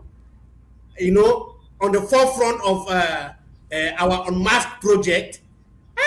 She has been leading the leadership in Ambazonia, in Europe, in the UK. This woman has the resume to be our leader. You know, not somebody who we are not going to be paying her house rent. We are not going to be giving her money for food. Asako alone was sweeping 6,000 US dollars, that's 3 million francs every month from restoration money, while you have fighters. You have, Secretary Chris, you have fighters being amputated because of the lack of 100,000, fighters dying because they cannot be treated because of lack of money in different parts of Ambazonia, and one person was consuming over 6,000 US dollars every single month, plus other money that were going into his hands that have not been were not being accounted for. That is somebody who is working for himself, not for this country. So I'm very happy for our new president. What I'm expecting that she is going to be addressing, Secretary Chris, is she's going to be addressing the nature of defense in Ambazonia. I strongly believe that on Wednesday, she's going to be saying something about the recalibration of the Ambazonia Restoration Forces and the focus that her presidency is going to put on self-defense in Ambazonia. I am expecting that. Then also, I am expecting that she's going to be saying something about a strategic fundraising program that is easy and is going to be able to, it's going to raise enough money for us to be able to tackle the take on self-defense in all of Ambazonia. These are two aspects that I'm seeing that going to be, and I will not be surprised if she also have to say something about diplomacy, because she who has proven herself in the area of diplomacy. So I expect that she's going to be saying something on diplomacy, and also expect that she's going to be announcing some of her new appointees, some of the people that she has appointed to lead in different part of the government, or to the team that she has put together to lead Ambazonia in this transitional period. So those are some of the things that I'm expecting that she's going to say, Secretary. Thank you. You have been there for quite a while, Bishop John. In this interim government, what would you expect her to do differently from the outgone president, Samuel Ekomesako? Yes. What I would expect Madam President to do, differently from what President Sako did, is consultation. President Sako failed. President Sako, I think he already had his calculated plan. When he started, he was doing very well. But somewhere around 2 years in his office, he started listening to people and started just doing things. He started dictating. He would come to a cabinet meeting and just speak, and people make decisions. At one point, when cabinet member call for meeting, he will say, "It's my meeting, it's my cabinet." You will hear him saying that you work for me, not for Ambazonia. I'm not saying that. He appointed people and he said they work for him, not Ambazonia. I want people to really go and reference this very well to see that the reason the Restoration Council has to vet cabinet appointees is because they want to make sure these people are people who are going to serve the interests of the country, not the interests of the individual that has appointed them. If that was the case, there need to be no vetting. There need to be no vetting, you know. But Sako took cabinet appointees as his employers. He employed people, but he was the one being paid. People were working, but he was the one being paid. Can you believe that? So I expect Madam President to consult with the people that he sees as professionals so that they can give him advice. President Sako had a very formidable presidential advisory committee, but he never took any advice from them. I expect Madam President to be able to listen to the advice of people that he has chosen to be around them. In the multitude of counsel, there is wisdom. That's what the Bible says. You know, you alone cannot be wise. Sako thought that he was so wise. Every time you come, let me educate you. Let me educate you. And you're educating us and quoting false, telling us lies about the Constitution. But anyway, he did a good thing. He made many of us to go back to the Constitution and to read the Constitution and saw things for ourselves that were not there. Sometimes when Sako speaks, people just make the assumption that he's right because they don't go back to look into things and to do the research. But you have to always go back to look. I am expecting that Madam President will not walk in that same footstep, but she'll be consultative. Just I have seen her already doing right now. She's consulting different departments. Even as we speak now, she's talking to the defense team, to the ANSC, and I think she's going to do a great job. If she cannot just, I expect her to do it differently, just as I've said. All right. Thank you. Dr. Ipa, again, this is the first time we are having a lady president for, not just for a country, but for a struggle as ours. Many people are waiting to see what she's able to do differently from the man, or let me put it, the men who have been ahead of her. What are you looking for in this woman? Secretary Chris, thank you again very much. I think Iya Marianta, our president, is very dynamic. I've worked with her with the Unmasked program. She's based on what she has done before. She's going to, we didn't waste time to vet her and actually say that she should be the president of Ambazonia. We know the way of the Restoration Council. We know that she's going to do very well, and all our advice is that let she be consultative, with the stakeholders in order to make sure that the decisions she makes, they should be shared decision making, and not single-handedly making a decision like what the previous president was doing. I think she's going to do very well because she has begun doing it very well now because she's consulting with a lot of other stakeholders for them to work together, which is quite good. And with the restoration forces, I'm sure that they are going to hear her voice and they are going to pick up the steam wherever things were left behind because they have been so frustrated. Money cannot be donated, and the money will not reach the hands of the restoration fighters. FACO, for example, No PT, for example, FMA of Ambazonia, in the BLM, for example, and where did that money go to? So it becomes very questionable, and that is why La Republic has been laughing, thinking that things are coming to a stop, but they'll be surprised. And I want to advise the La Republic people, and especially the enablers who call themselves from Southern Cameroon, to be very, very careful. Very, very careful. Now it's a lady. In Africa, you hardly get women being the president. Now Ambazonia has a lady who is a president. The world now knows what Ambazonia is out for. We are out for independence, right? Independence. And our independence will not be the type of independence of La République. La République is only, it's not independent. It's actually a region under France. So I think she's going to do a good job. Thank you very much.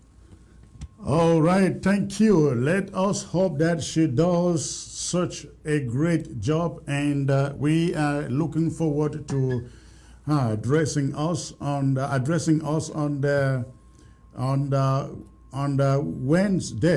Wednesday to formally outline what she thinks she can accomplish between now and August before there is a transition. Now, I take you over to some of the issues I brought up here earlier in the show. I talk about the killings in Bafut, the killings in Esu Womb. Bishop John, let me come to you about Bafut in particular.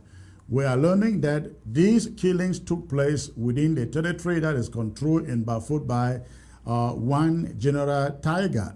Do you know this guy, and what is his resume in this struggle, sir? Secretary Chris, General Tiger is somebody that you and I have addressed on this television when we came out and spoke very seriously against him and the work he was doing. And after, you remember that after we addressed General Tiger and I think 5 others, that kidnapping died down in Bafut. Correct. And it's because of this instability that the former President Sako is doing that. I think that people are taking this opportunity to do what they are doing. But General Tiger has been a criminal.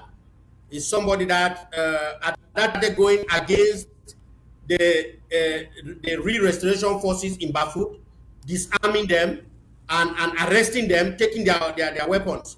So these are reports that we have gotten from Bafut. This guy does not have a very good resume. And if I would not be surprised that General Tiger is involved with the killing of this wonderful young man that has been killed, I would not be very surprised. But I want to let Amazonians know that this new president who is coming, I hope and I believe that with the new team she's going to put together, we are not going to do as we did last time. Secretary Chris, look, I'm one of those people who have been very vocal against kidnapping, against all this killing of our own fighters, the infighting among the restoration forces. I am one of those people who believe that General do what is wrong, we call him out. But some people think that, oh, when General do wrong, we cannot call them out because they are on the ground. Has it worked? For the few times that we came and called people out, it worked. It worked. Yes. But their own way has not worked. It's instead worse. I get numerous complaints from Ground Zero, from ARFs, complaining about the infighting, secretaries, from Fako to Dongamantu to Momo to Menchung to Bui to Ngokuntunja, Mesam, Kupe Maniguba, Meme, you name it, all of it, you know, you have this infighting. But we don't do anything about it. And I've come to realize that some of these commanders are being supported by the diaspora, and that's why they don't want to call them out.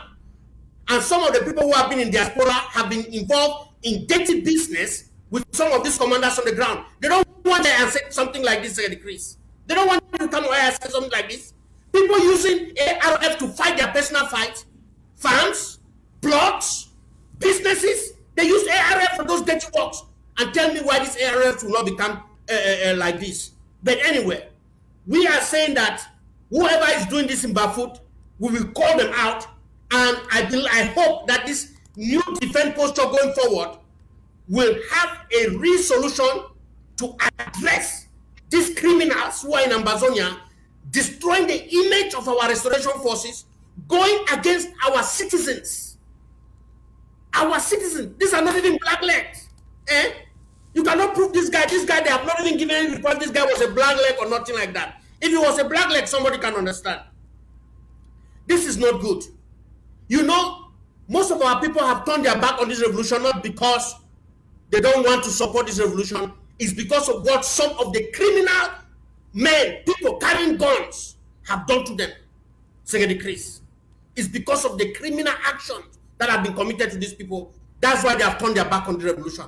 But I pray that with this new president, with a new dawn, with somebody who is not going to be compromising and taking millions from the Republic, selling our revolution, we will be able to call a spade in this revolution. And whoever commander, be it who, I don't care if you have been the shining star in the past, if you turn your back against Ambazonian, you start killing Ambazonian instead of fighting the Republic, we will call you out. And I hope we will have the mechanism to hunt you and get you wherever you are. That's what I can say, Secretary Chris. Bishop John, what can you make of the killing of the son of Esau? Because I don't know what you've gathered. All information lead to the fact that he was killed by Mbororo Fulanis in that community. What do you know? Let me tell you, Secretary Chris, the killing of the is a very big loss to Ambazonia. I have spoken with this fund before. This fund has called me when they had an issue about the Restoration Council during the time where they wanted to do that World Development, UNDP or whatever, United Nations Development. Yeah, UN development thing, yes. Yeah, they wanted to go and do something in Menchumdede Road. He called to get consultation with the interim government, and I actually spoke with him.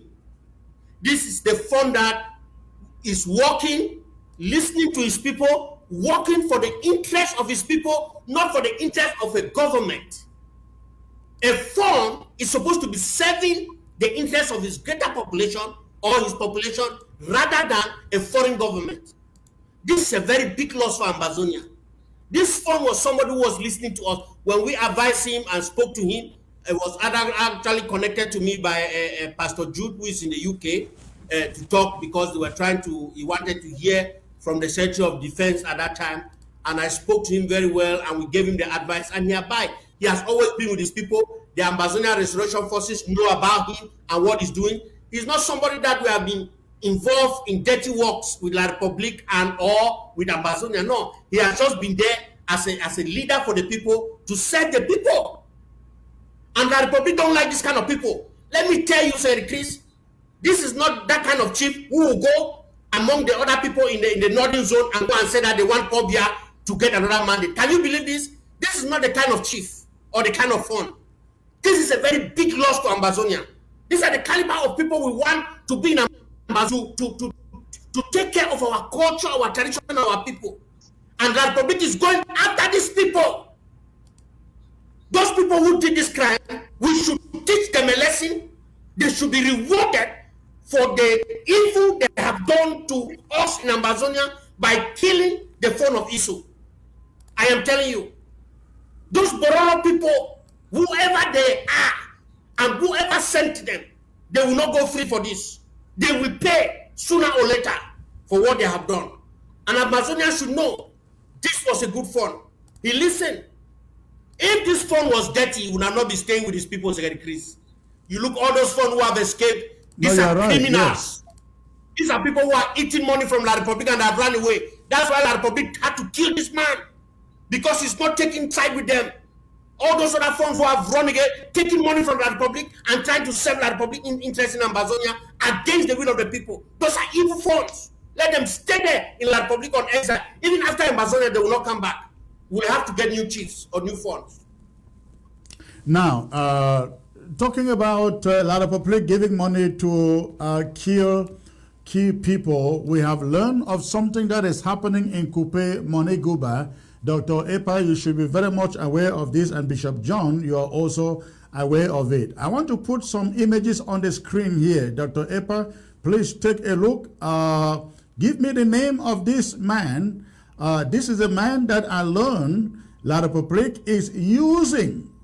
La Republic is using in Kupe Moniguba to hunt our restoration fighters, to get them down. This is another, I think this is one of them, I guess. If I'm wrong, you correct me again. These young men or men, these are individuals La Republic is employing in Kupe Manunguba to use to hunt our restoration fighters in Kupe Manunguba. Dr. Ipa, please tell us what you know about these people. Secretary Chris, it's long since I left that country.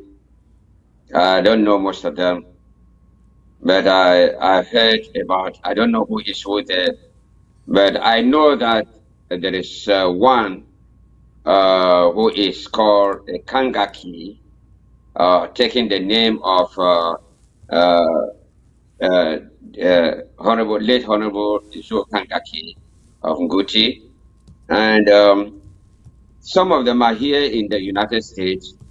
There are those who tell the boys when we send money, said, get the money and don't fight. Just get the money and don't fight. And we put anything on the forum. I remember I put certain things on the forum. The next 2 days, one of the fighters sent it to me. I was shocked how the fighter got the information. And I make sure that that Zoom, the Zoom was cleared of people who were not actually supporting the struggle. There are some of them are actually in Yaoundé and in Douala, especially most of the chiefs, and Secretary Chris, I will tell you that this thing started from Bangam local government area, where their minister there called Elum Poche, called all the chiefs and their native doctors together and asked their boys to put down their weapons. And Bangam since 2019 has never fought. And Tombe has been trying to fight, but most of the fighters there too, they were eliminated and they are just struggling to come up. In Guti, we have lost a lot of boys. In one village, 22 boys have been killed. And I just understood again a few days ago that information has come that all the natives, all the villages should go to the forest and hunt our restoration forces, those who are genuine to this revolution. I know that in Guti there are some who are not genuine. Some are just there for ransom taking, as you have said, as you indicated here, and Bishop John said it. Some are not, some used to fight well, but now they have turned, they are doing a very bad job. Motivated by these people in abroad and others who are in Yaoundé and Douala, who give them money, telling them to be against the real restoration forces.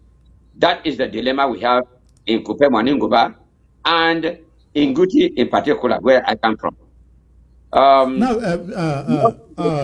Epa, this guy, they call him Oki Lucas, the man whose face you find on the screen. Oki Lucas, we are told that sends money to Ambazonia Restoration Forces to stop them from fighting, so that, of course, they can maintain their one and indivisible Cameroon. How much do you know of this guy you see on the screen? Okay, yeah, I don't know them, but I know that someone like Okay Lucas,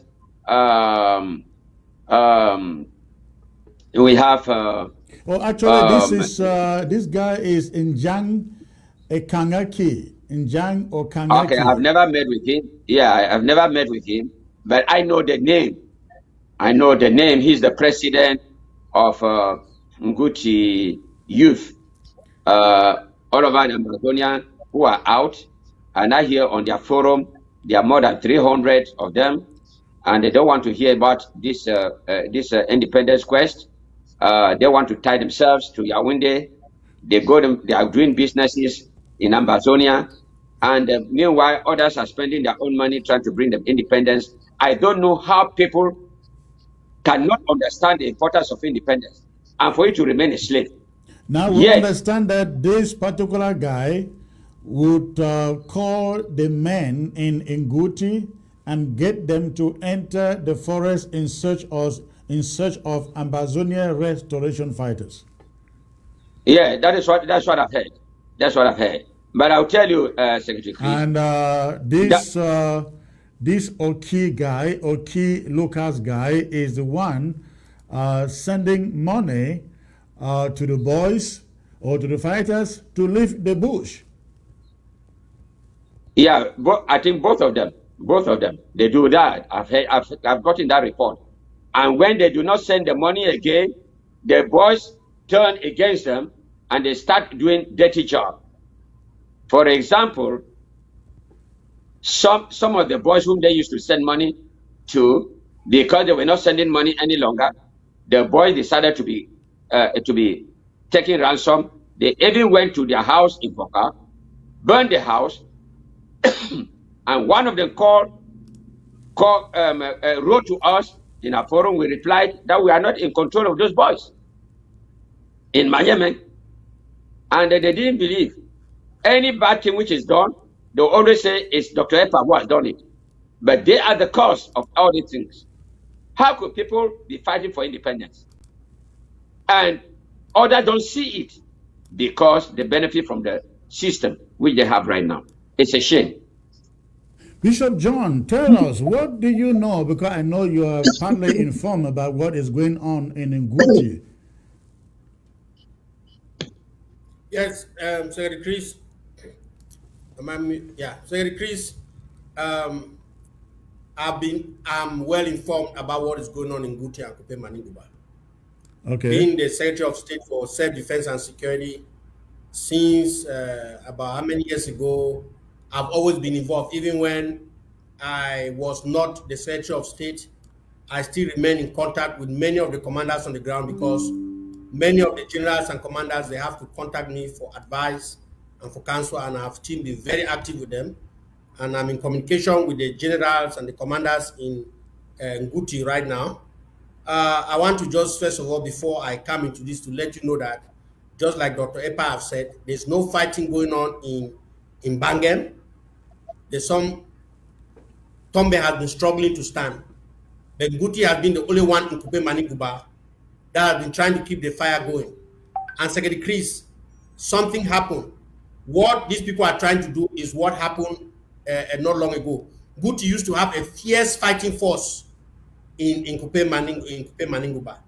And the indigenes in partnership with some of those in the diaspora, even some former chairpersons, they had to connive and get some of this area to be killed. If people came on like this and surrounded the area, the ARF could not kill these people because they know they were their people. But these people came to kill them, surrounded these people and killed them. Sometimes 17 and right time 5. How long ago was that? I think that was about a year and almost 2 years ago, Dr. Epa. Can you confirm this? Yes. Yes, Dr. Secretary Chris. This is a very big matter that even went into investigation. Some of the IG members are being involved, complacent in some of these deals, and it's a serious investigation that we have to take on when we get to Ambazonia, because we understand that some people who were actually in the government had some role to play in the killing of these people. Which government are you referring to? The government of Ambazonia or the government of La Republic? Ambazonia. Okay. Yes, there are people who are in Ambazonia and they don't want fighting to be going on in their villages. And so they will take part against ARF who are trying to keep their village up just because maybe their uncle or their auntie or their somebody is involved in the government, and people just want their area to be cool like this. This is what is happening. Now, this man you see that you have on the screen here, living there, is called Njan Ekengaki. Yes. And he called people in Nguti to go and rally and find the boys. It doesn't matter where they are, even if they're in the bush, the same thing that they did before. They want to go and find these guys no matter where they are in the bushes. These guys sponsoring the hunting of our Ambassador Restoration Forces. Look at his face. This guy, I think, is in the United States. He's in the United States, I think in Maryland somewhere. Look at him. Said, Oh, please this put the other one up. Kamaki guy is in the United States. Yes, in the United States. Put the other face up with a wide mouth like that. This is Okia Lucas Sinke. He sends monies for boys to stop fighting. And he wants the indivisible Cameroon. These are people who have interest in the Republic of Cameroon and they don't want to lose their interest in the Republic of Cameroon. These are people who are sending money and fighting against this revolution, against our English. Look at his face very well, Ambazonia. When you see this individual somewhere, know that these are the criminals, the enemies of Ambazonia, who are in Ambazonia, or who are Ambazonia. See him right there. Now, this one, Secretary Chris, is called Oki Johnson Ndor. He's supposed to be the chief of hydrocarbon in Cameroon. And he's the one financing everything and financing fake boys, financing the killing, and financing every anti-campaign against Ambazonia. These are the people who want Kupe Maninguba to stay with Cameroon, or who don't want any fighting or any independence to happen in Kupe Maninguba and in Ambazonia. These are the criminals. These are the people. And let me tell you, going on, Secretary Chris, we are going to be calling out those individuals and the interim government. I've heard, but it's not verified, that the former chairman of Nguti is also involved in this game. This game, making as if he's with us, but playing with our Republic and trying to destroy. Who is the former chairman of Nguti? The former chairman of Nguti, I think his name is Ernest Ebong Fonchelala. Okay. You understand? Yeah. So this is what some of the Nguti people have told me. This we will have to do investigation, Secretary Chris. We will have to do investigation of some of the people who call themselves that they're in the interim government or they are fighting for this revolution, but they are actually agents of the devil. That's why you see when information are posted in forums, they leak out. There are some people who are actually among us who are not with us with all their heart. They are just there to do this, to cover up. You understand? So, Dr. I expect that when you come on TV like this, you should be saying things the way they are. You should be calling these people out in your country. We cannot be sparing these people. We cannot be sparing them. We have been sparing them for 5 years. It has not worked. We need to be calling people out. Even I myself, if my family is doing something, you will call them out. I don't care. Call them out. You know, we should not instead go to be involved in many games, but while we know information and things that are happening, and we don't want to call these individuals out. We will be calling them out. Say, Chris, let me tell you, there's terrible thing going on ground zero. A commander told us in a meeting a couple of days ago in Fako that now the sticks that they have, they are using it to defend themselves from other AROS, from other fighters, because of the infighting that is going on. You know, he said all the titles and names that we have given people, it is coming to destroy us. All these generals, field marshals, and all these things. I am saying something that has been said by a commander, and not only one commander has told me this. Many commanders from Northern Zone, Southern Zone, from the Savannah region, Midland, and Equatorial, they have told me this. I have many in records. Sir Chris, we even have investigation that has been stalled of one chief kingpin in Sako government who has been siphoning money and using the name of this commander had to cry for me for what this guy did to him. You know, all these things have to be investigated. We know that there are people who are perpetrating this crime in Ambazonia and trying to destroy our struggle, and we say we don't have to call them out. We will call you out. Yeah. If you don't want to be called out, do clean work. That's it. And we'll call you out with evidence. We are fetching with those evidence. Some of these commanders are very bold. There are some of them, Senator Chris, for the safety of those commanders, because of all these things that is going on, we have not been able to bring out some of this information out so that those commanders or those fighters who are telling us, giving us this evidence can be safe, because there are people in the diaspora actually planning and orchestrating the killing of some of the people on ground zero. This is a fact, Secretary Chris. Well, let's do the investigation and get their identities out, and then see we can also talk to them. Dr. Epa, you're dying to say something there. Go on. Yes, I think Bishop John has done a very good research to have those names. I didn't know the faces because I've not met with them. But I know Mr. Okia Johnson Ndor, who is in Yaoundé. Recently, he was in Poka, which is a village before you get to Guti.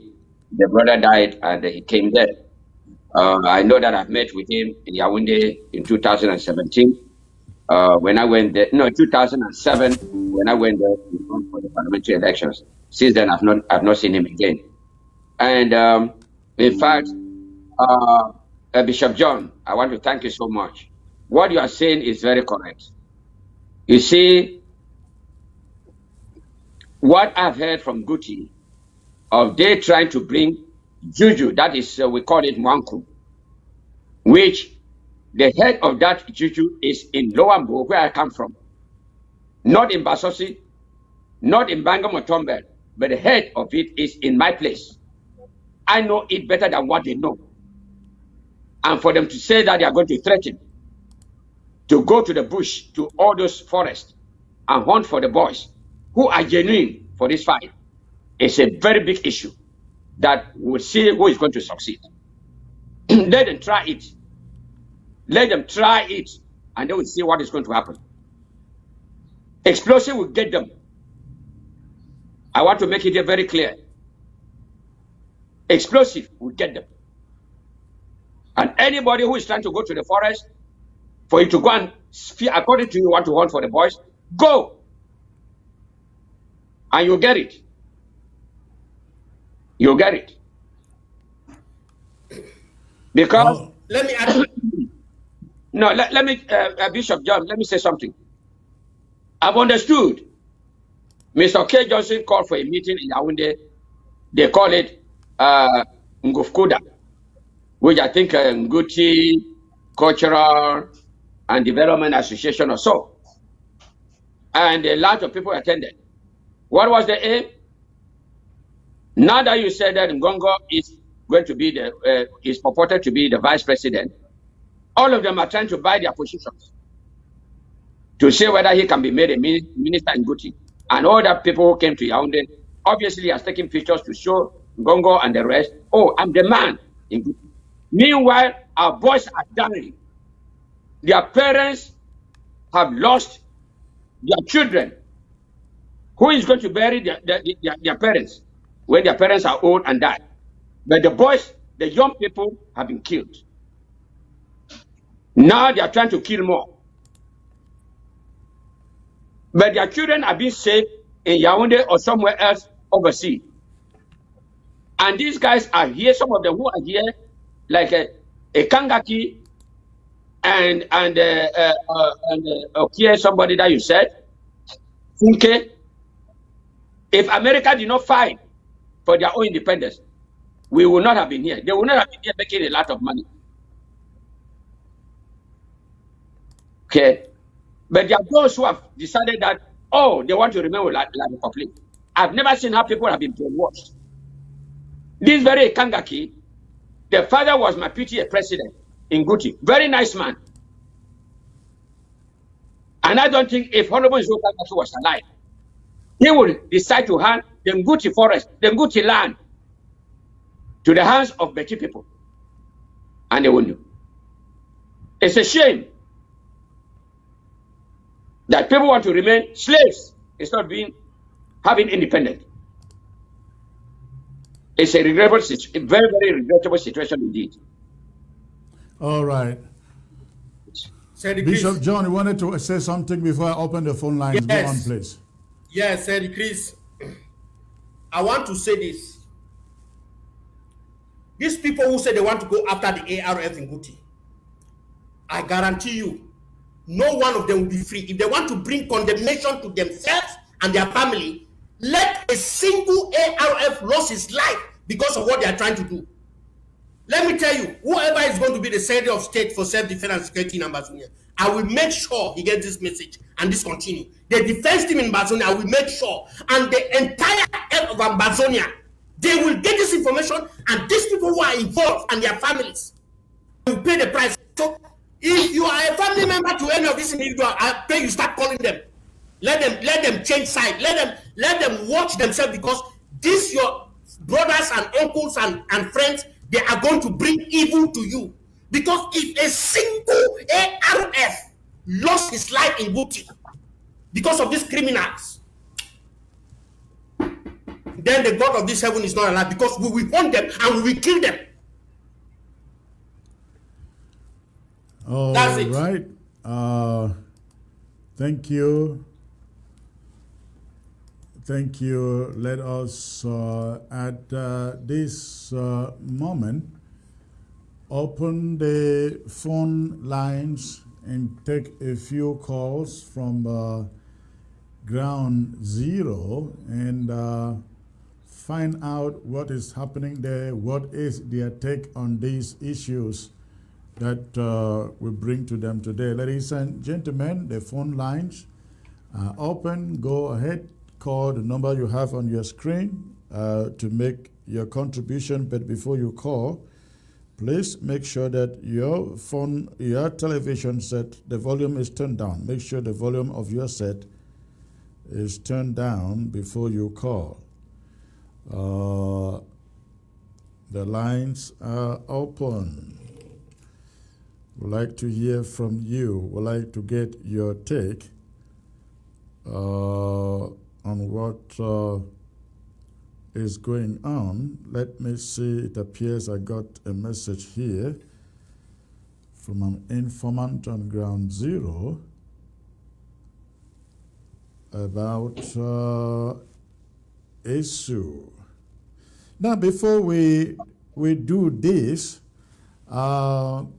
can you guys just quickly, in 1 minute each, give me your take on what you think is happening in La République du Cameroon with the creation of the post of the vice president? I mean, that has never been.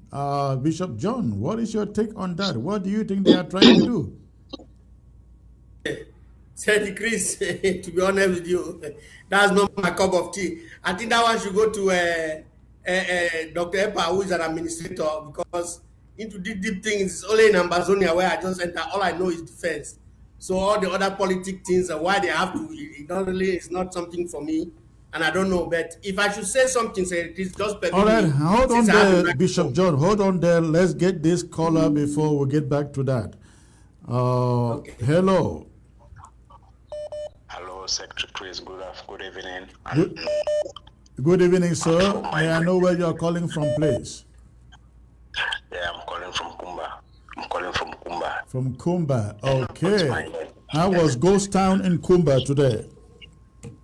No, it was not really bad. We saw some people trying to be dishonest, but it went good down in Fiangwa and everywhere. Anyway, it was fine. The Ghost Town went really good. Good. It was not bad. We know Kumba will not disappoint us. Kumba will never take last in this struggle. So what is in your mind, sir? I have three things to say. First, I want to appreciate you for everything you are doing. And we on Ground Zero really enjoy it, and we thank you for every effort you all are putting in, Dr. Epa and everybody out there, and the new president. We appreciate that, and we thank you also. One of the things that I really appreciate again is the pictures of the sellouts that you just put up from the Kupema Ninguba County. You know, sometimes this sellout is good to put their pictures up there so that we on Ground Zero, we might meet them one-on-one one day somewhere. Right. And we just take them out without them knowing. So it's good to always put up their pictures up there. So as we are going around, we know we have their pictures with us. We can meet them somewhere unexpectedly. It doesn't really mean that it's the fighters who have to take them out. You know, any Ambazonian citizen can take them out where you meet them one-on-one somewhere. You never know. So anything can happen. So really putting their pictures out there is very important for us. Okay. Then, I have another thing to say about Mr. Ingewa, John Ingewa. He has been in this government for so long. We've been observing him. He was part of the scandals of my trip to Boya. And I understand that a lot of things have happened and times have gone by. But Secretary Chris, we are trying to create a new government and everything. And I hope our new president, has to put these things to consideration. We can't put old wine in a new bottle. Always, since we want to clean the house and do things properly, I believe we should select some new faces, and people would suspect it, like John Ngewa for my trip to Boya. He was a Secretary of Defense. A lot of things happen. I know he can talk good. He talk really strong. I respect him. I respect his effort for this, but it's a lot of things on him that I believe he deserves to answer.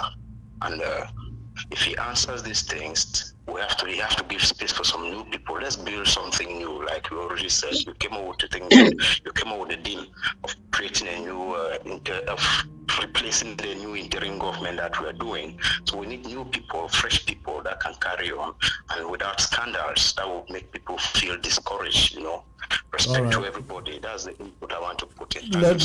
Let me give him the opportunity 1 minute to respond to you. Thank you for the call. Yes, thank you, Secretary Chris. Bishop John, sir. Yes, thank you very much, Secretary Chris, and thank the caller for what they are saying. Okay. Yes, thank the caller for what they have said. He said that I was involved in a scandal, my trip to Boya. They have always called my name because I was the Secretary of State for Defense. But one thing I want the caller to understand is that as the Secretary of State, I was never involved in collecting money.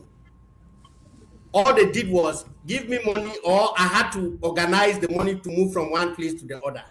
And that's exactly what happened. So if you want to say that I was involved, call and say that, Egiawan was supposed to make money to go from point A to point B, and that money never got the money. Have you got anything like that?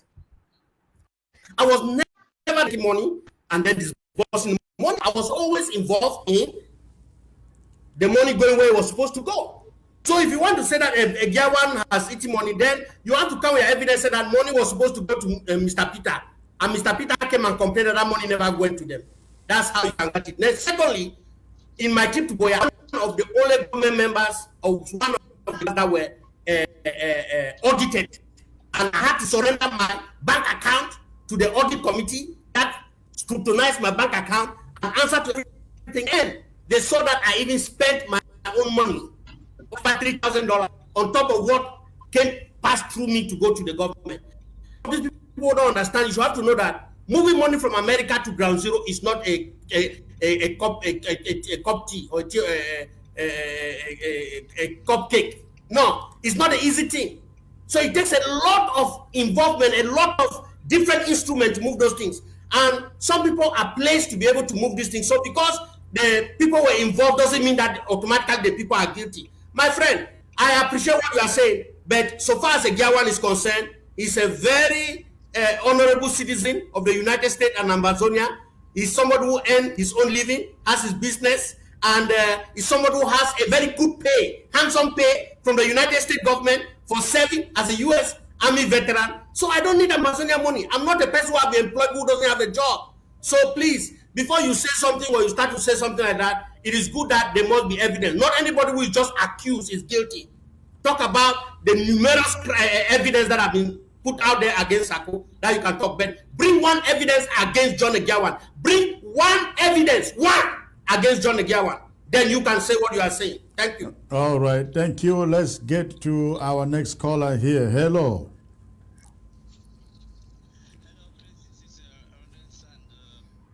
May I greet you and your panelists over there. Thank you, sir. Where are you calling from? I'm calling from Maryland. Okay. All right. You quickly, sir, so we can get to other callers. What is in your mind?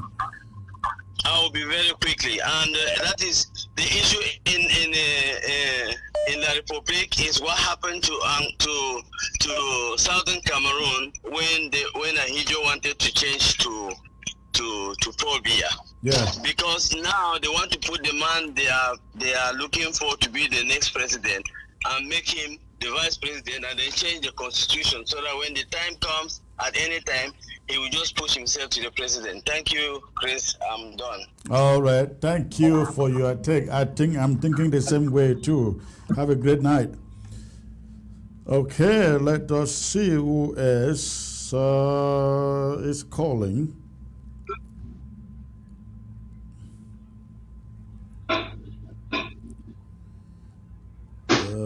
Okay.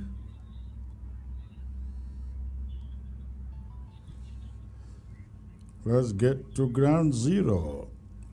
Hello. Hello. Good evening, sir. Good evening, sir. Where are you calling from, please? Bamenda, sir. All right. In 1 minute, what is in your mind, sir? Yes, I want to say that my greatest wish is that our new president, the element that has been lacking in this revolution is the element of roadlessness, mercilessness. Ambazonians are too merciful, especially with enablers and traitors. My greatest wish is that the president will assume a ruthless position as far as these criminals are concerned. Look at the Boros, for example.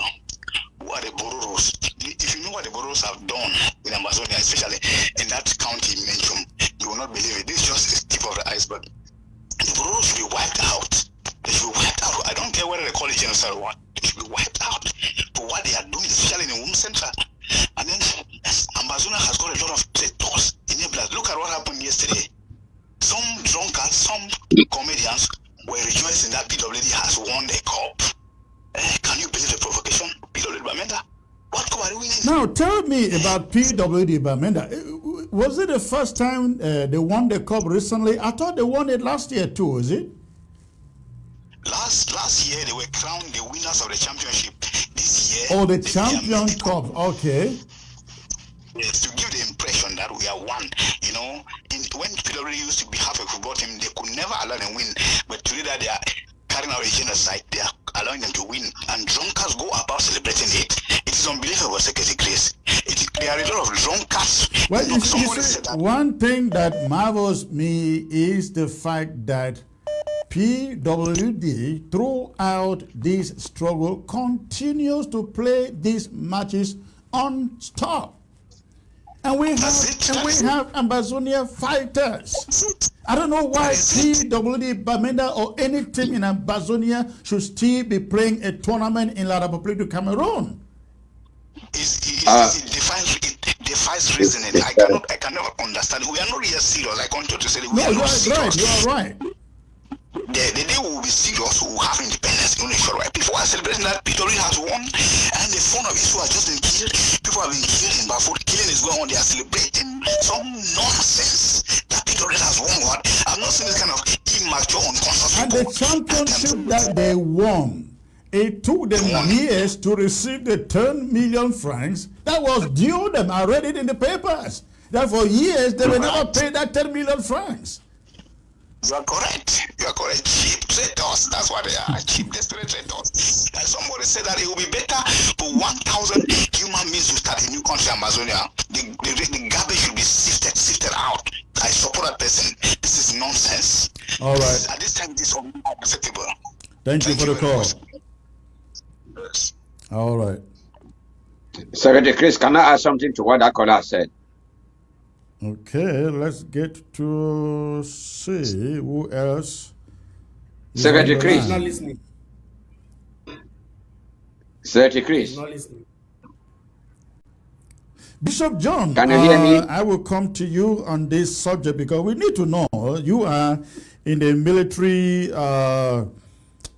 department. We will need to know why PWD Bamenda continue to play these games in the course of this struggle. But let's get this caller first. Hello. Hello, sir. Hello. Yeah, here is Apostle. I'm calling from Douala. Okay, from La République du Cameroon. What is in your mind, sir? What's your contribution? Yes, I want to first of all thank you so much. Anybody that doesn't want to believe in what you are saying is a demon from the pit of hell. I've been listening to you keenly and they are hearing what I'm saying. One time I called ABC. There was one guy that was interviewed. I talked with them. After my conversation with them, they started insulting and accusing. They call it God's ordained revolution. They have missed the track. I've been hearing you sound and clear. And I want to say this. Actually, I'm from Kupe Manegova.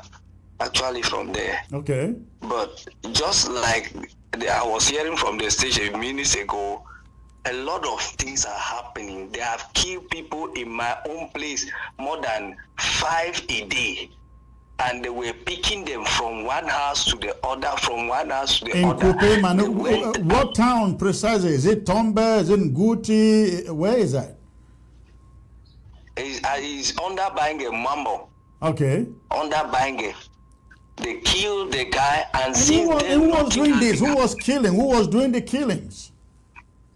Security Chris, military of La Republique invaded the place, and they were going house to house, calling the people's name. They come out, they slaughter them. They gather them, they slaughter them. And since then, they were meeting that they were holding in Bangem. They are always trying to stop the move. They have even stopped the move because nothing is going on there again. Nothing is going on. So what they are saying, I don't know why people doesn't want to have ears. They are killing people, and the people still sit there, sitting on the chair. They don't know the difference between the chair and what we are fighting for. They don't know. And they keep on taking money, and without seeing the people that are dying here. This thing is painful. Yeah. It's high time people should understand that the life of human beings is at risk here. Well, thank you for the call. Let's hope that we can put things back together. Don't mind whatsoever they are calling, whatsoever they are writing, stand your ground. There was another man that was standing for us. He has joined the other camp. Barrister John Funso. Oh, John Funso. He is a bad case. Totally, that man here talking for us. Now he has come there. He has changed. He's dining with people that are killing us. You know, you live in La Republique du Cameroon for too long to be changed by young people like us. Have a great night, sir. Thank you for calling. Thank you. God bless you. All right.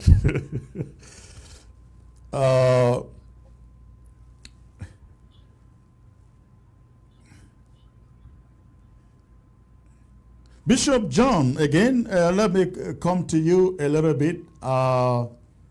Why is PWD Bamenda still playing matches? You have been Secretary of Defense. Everybody knows that throughout all this period. How come PWD Bamenda is still playing these matches in La République du Cameroon?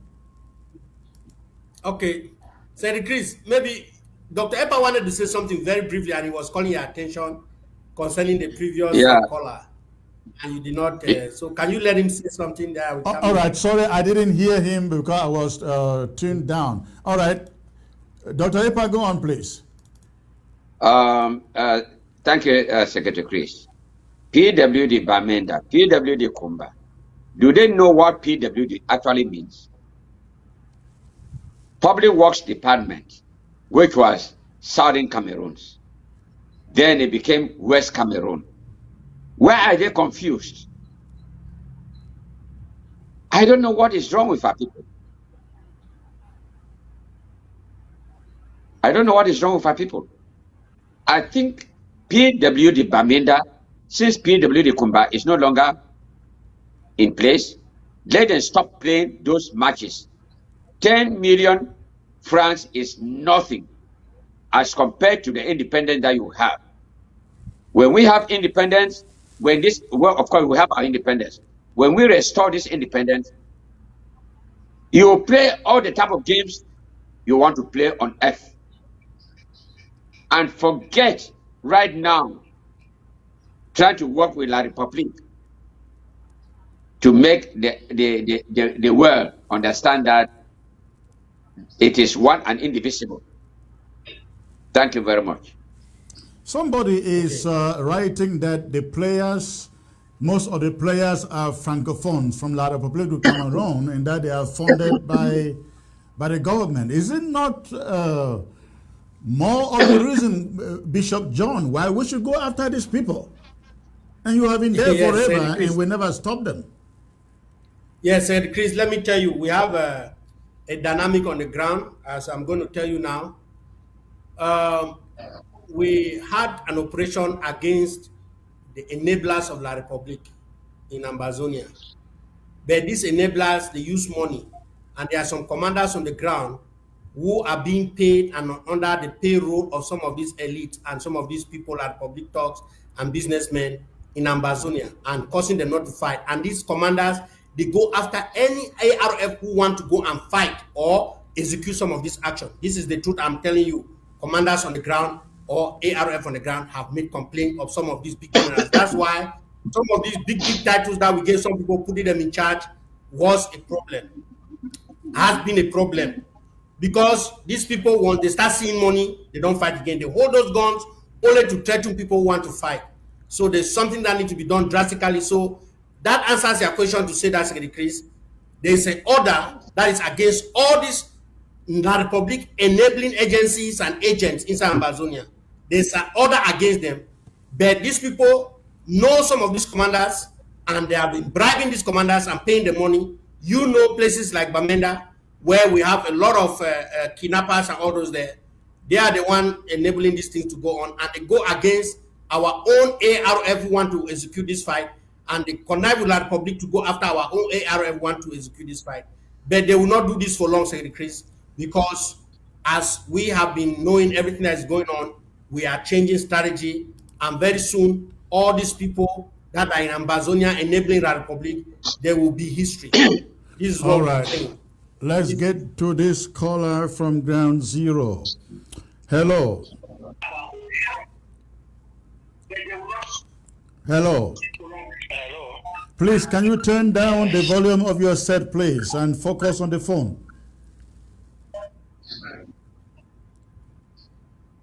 Yes. Can I contribute a bit? Yes, sir. You have 1 minute. Where are you calling from? I'm calling you. Hello? Yes, in the Republic. I wanted to say, the word I wanted to say is this. Please, we are begging you people.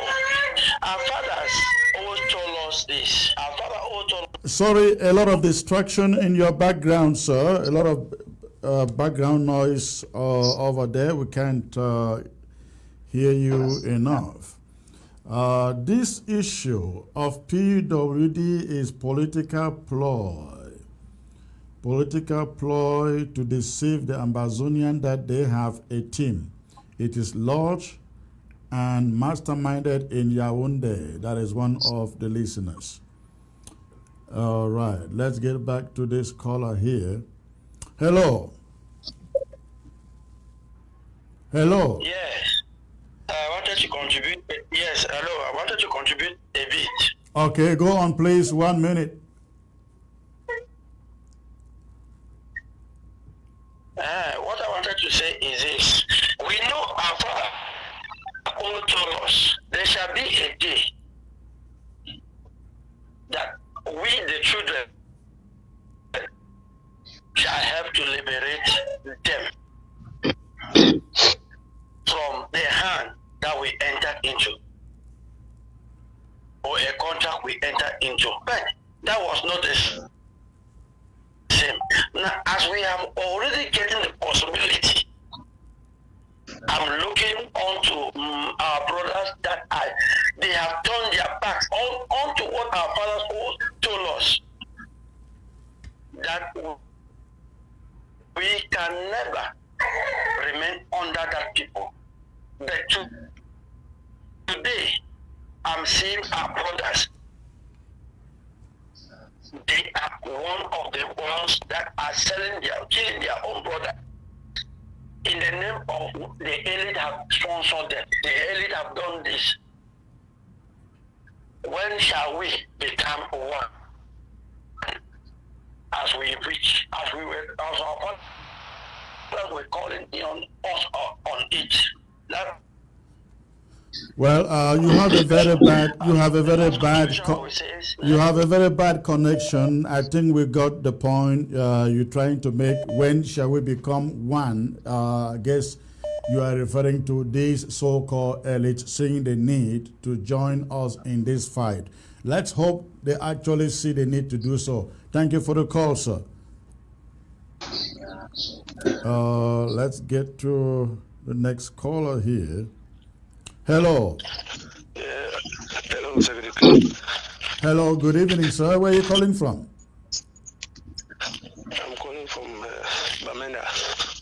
Okay, and what is your contribution, sir? My own contribution, the picture that I sent to you, is my own contribution. And who is that? I saw the photograph, but I don't know what you meant by it. You didn't attach any note to it. That's one of the supporters of that PWD. That lady like that is the lady is working with Bamenda 2 Council. Okay. Yes. So that's the reason that I sent you that picture, because that picture is she has taken that picture from Yaoundé. During the march in Yaoundé or what? Yes, during the march in Yaoundé. Okay. What are her names? You didn't send me the names. I will try to find her name, because that lady like that she's a black lady. Is she Ambazonian or Francophone? No, she's an Ambazonian. All right. Okay, thank you for the call, sir. Okay, thank you. All right. Okay, ladies and gentlemen, we will call it a night here, but before we do that, I got some piece of information to bring to you for all of you out there with counties and LGAs, ladies and gentlemen, counties and LGAs that are out there battling with hand clappers under SACO. We got this piece of information to you. The APP is calling on all Ambazonians kicked out of any LGA or county fora by the impeach and remove president and his surrogates to call. You can actually text me. You have my number out there. In other words, if you belong to any LGA or county where you have been pushed out, kicked out of your fora by surrogates of impeach and remove president, please call my number. Call my number or do not call. Yeah, it will be better you leave a message because I will read it. You call it, I may not pick it. But if you leave a message, I will find that message. So leave me a message with the name of your LGA, and the name of your chair. What we are advising all of you to do if you have been kicked out of your regular LGA or county forum is immediately set out the new one and let us know. We will come in and reorganize your LGA and your county in a functional manner. Everybody working for SACO and the rest, we have to kick them out so we make sure that no dime that is coming from this interim government gets back into the hands of those people who have squandered and invested your money in business, Bitcoin, for all these years. We cannot have that happen again. So, if you belong to any LGA, any county, and you have been kicked out of your forum, please, we want you to get your other colleagues together and reconstitute the LGA and the county. Let us reach out, raise funds, put it in your hands to make sure that those counties are functioning. I can assure you, ladies and gentlemen, within 2 months, SACO will not see a dime. We wish to continue with his confusion because I do not see any Ambazonian who will give him money.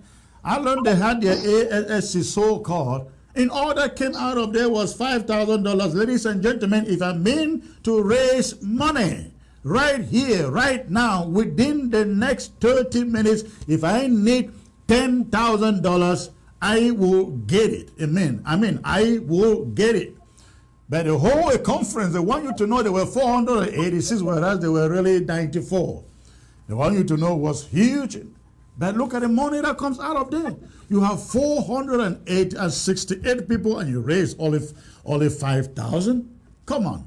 Of course, that's to tell you how dubious these people are. Bishop John, Dr. Epa, 1 minute, please, for your last say. Again, the president is coming up on Wednesday to address the nation, a very maiden address to Ambazonia. What would you say to anyone sitting by the fireside on ground zero, listening and watching and filled with excitement about that speech? It is a new dawn for Ambazonia, and we have a lady, Iron Lady, as our president. I am calling on all Ambazonians to get their data, try and buy data on that day, and stay focused. If you don't have a satellite TV, to tune to ABS or Ambazonian Freedom Television, get on Facebook Live on ABS and tune in, or on YouTube, because we want to see everybody live on that day. You need to come and hear for yourself, as the Iron Lady of Ambazonia is going to be outlining or making her first official speech to the people of Ambazonia. And I know that speech is going to be packed full of some of her pointers, or is going to be pointing us to the direction of what we should be expecting from her government. So I call on all Ambazonians to be present on Wednesday, 8 p.m. Amba time. Secretary Chris, I just have something to say that I thought that we were going to discuss about lessons learned from Ukraine. If I know that... Yes, we will get to that, because I thought if we have to handle that, we will use a whole show to handle that. Yes. So don't be worried about that. I just wish to let Ambazonia know that we have a lot to learn from Ukraine. Yes, absolutely. We will get that. I will dedicate a whole show to lessons that we can learn from Ukraine. Dr. Epa, please, 1 minute for your last word to Ground Zero especially. Thank you, Ambazonians. Thank you, all those who have been watching us. We love you.